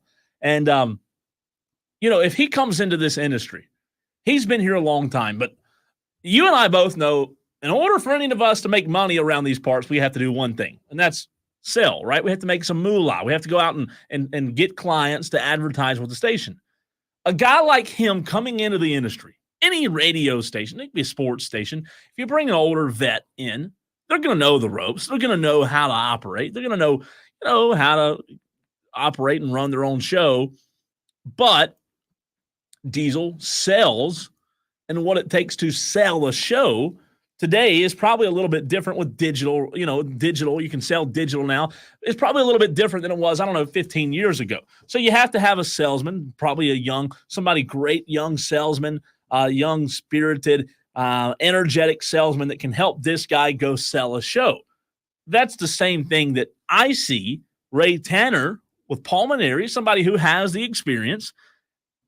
Whatever Diesel, for whatever reason, Ray Tanner said, okay, let's bring in somebody who has the experience like Paul Mainieri. I have Monty Lee. Hopefully they'll hit it off. But for whatever reason, Mark Kingston just didn't have the it factor. He didn't have what it took. He didn't have the it or the gap, right? He couldn't fill in the gap to get Carolina back to Omaha. Ray Tanner saw something in Paul Mainieri, and he believes that Paul Mainieri has that gap, right? I don't know what that is. I asked him, and he said, look, he had a lot of respect for Mark Kingston, but Ray Tanner believes that Paul Mainieri can help fill in the gap with Monty Lee and then another assistant. We didn't ask him about. He brought an assistant from LSU as well, pitching coach, Tooney, right? I think is his last name. Yeah. So, they fell short. They needed something to fill in the gap. And I think that Ray Tanner, I think he made a good hire here. I really do. And Paul knows the stakes that he's walking into here, right? He talked about the SEC dominance, saying that the SEC had won X number of national championships before I took over at LSU. Yeah. And he didn't say, I'm the reason why the SEC is so good. He just talked about the dominance and the run that the SEC has been on over the past 10 or 12 years. It's just nuts. Since Did he say 2008. every national champion has been out of the SEC? I think since 2008, yeah. Unbelievable. And, I used to think, so much of the power in college baseball was out west. You would see the Cal State Fullertons, and you would see the Oregon States and those programs that were always really good. But it is shifted to the Southeast. And you know what? I think I said it the other day. I think it's the resources that are left over from football and the amount of money. Some of these SEC programs in baseball are bringing in some good money and making some revenue, but it's the profits. It's the overage of money coming off of the football programs that are really going to push every SEC program over the top. I mean, we need to go and sort of do an all sports analysis last 10 years on all the major sports and see who's winning national championships. Okay, there were a few. So here's the list. Last year, LSU, there's one.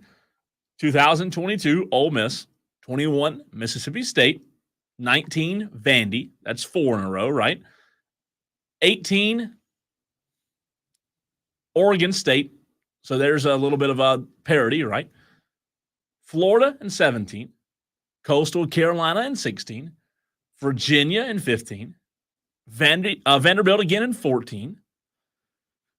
Arizona, UCLA in 13 and 12, so no SEC there. South Carolina in 11 and in 10. LSU in 9 with Paul Mainieri. And that is since 2008. And that is how many? 9. So 9 of the last 1, 2, 3, 16. 4. That's right. So half of the national championships are coming out of one pretty conference. strong. Pretty strong. It is strong. That's unbelievable, man. So fantastic get, man. Good for you for going out and getting us Paul Mainieri. What a great get. Listen, he's just super nice, and I think he's going to be a guy that joins us. Not just a one timer. I've already sent him a message and told him thanks, and he said anytime. He's just a super nice. I told you when I answered the phone earlier, I was like, God, he's a super nice guy. I think he'll be on with us again soon. He seems like he gets it.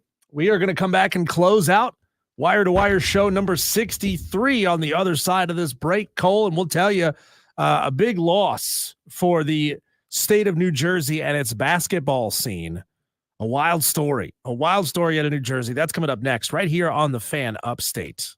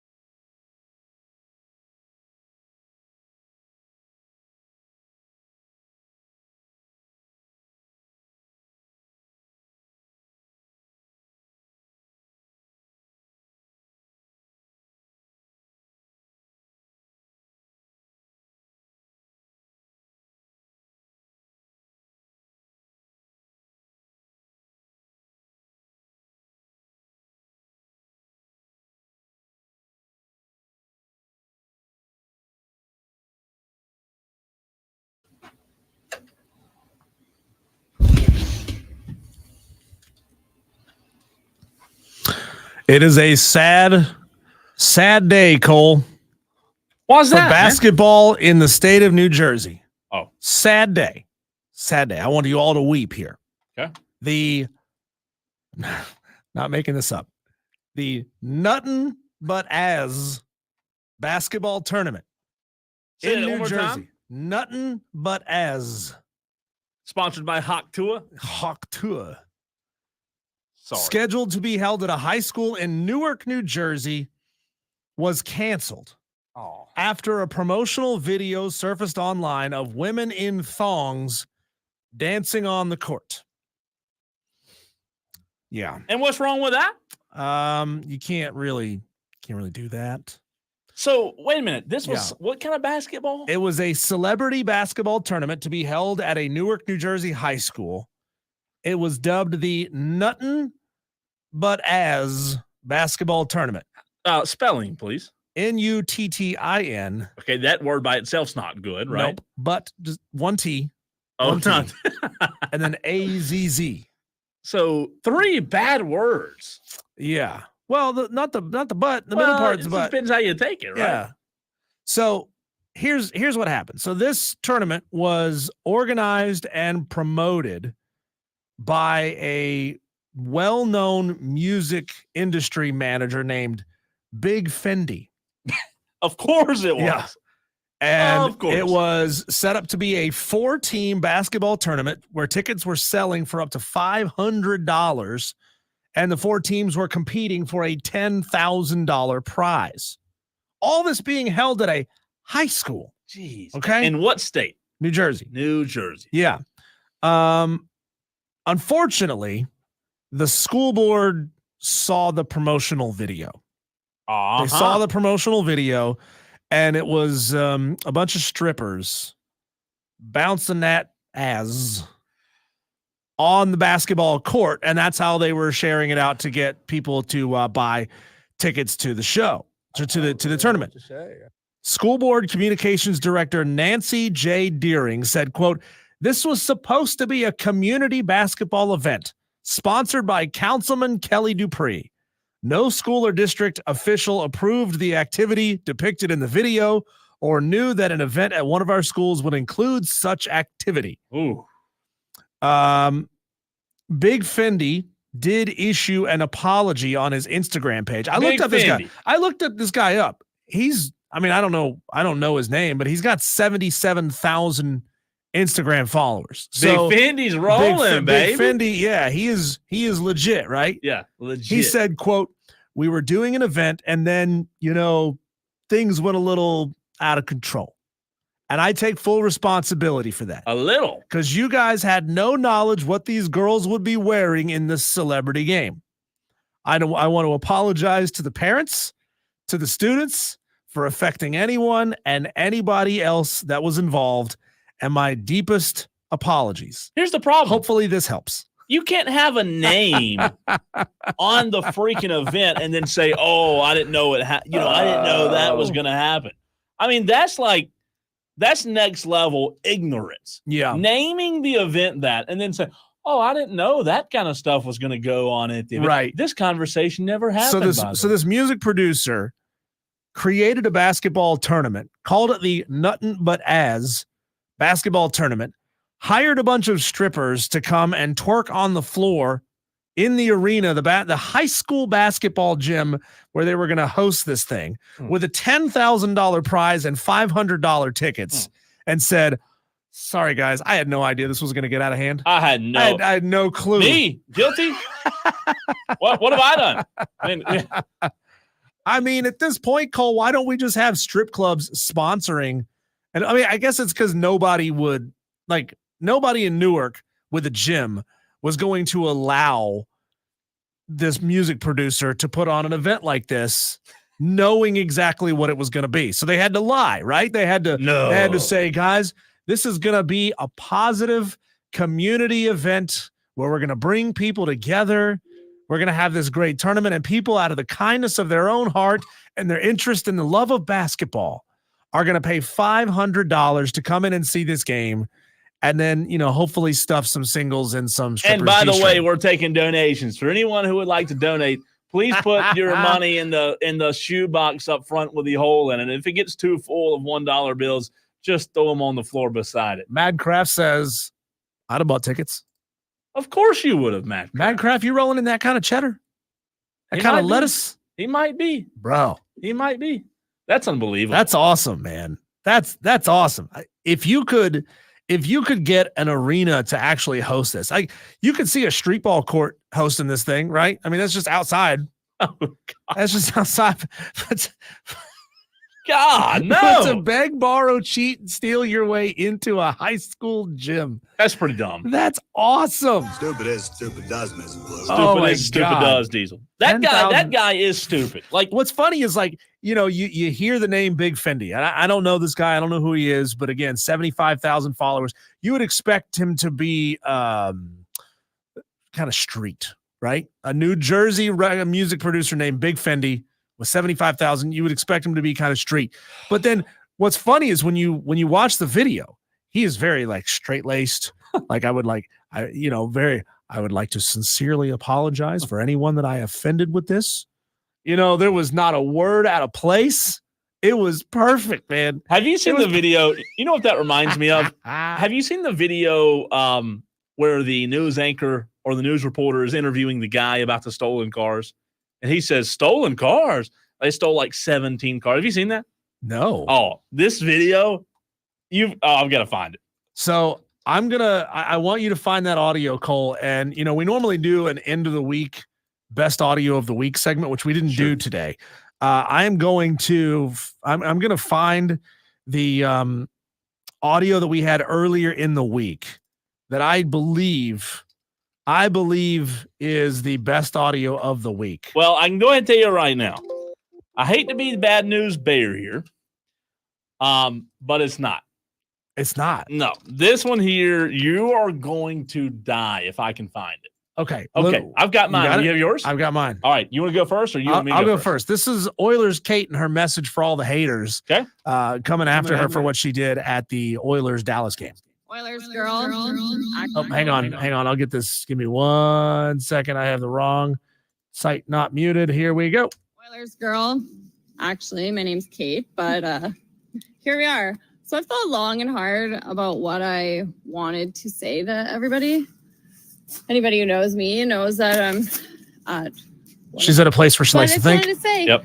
You could be the most perfect, godly person in the world. You could save kittens from a river if they were drowning. Someone's still going to hate you. So you know what?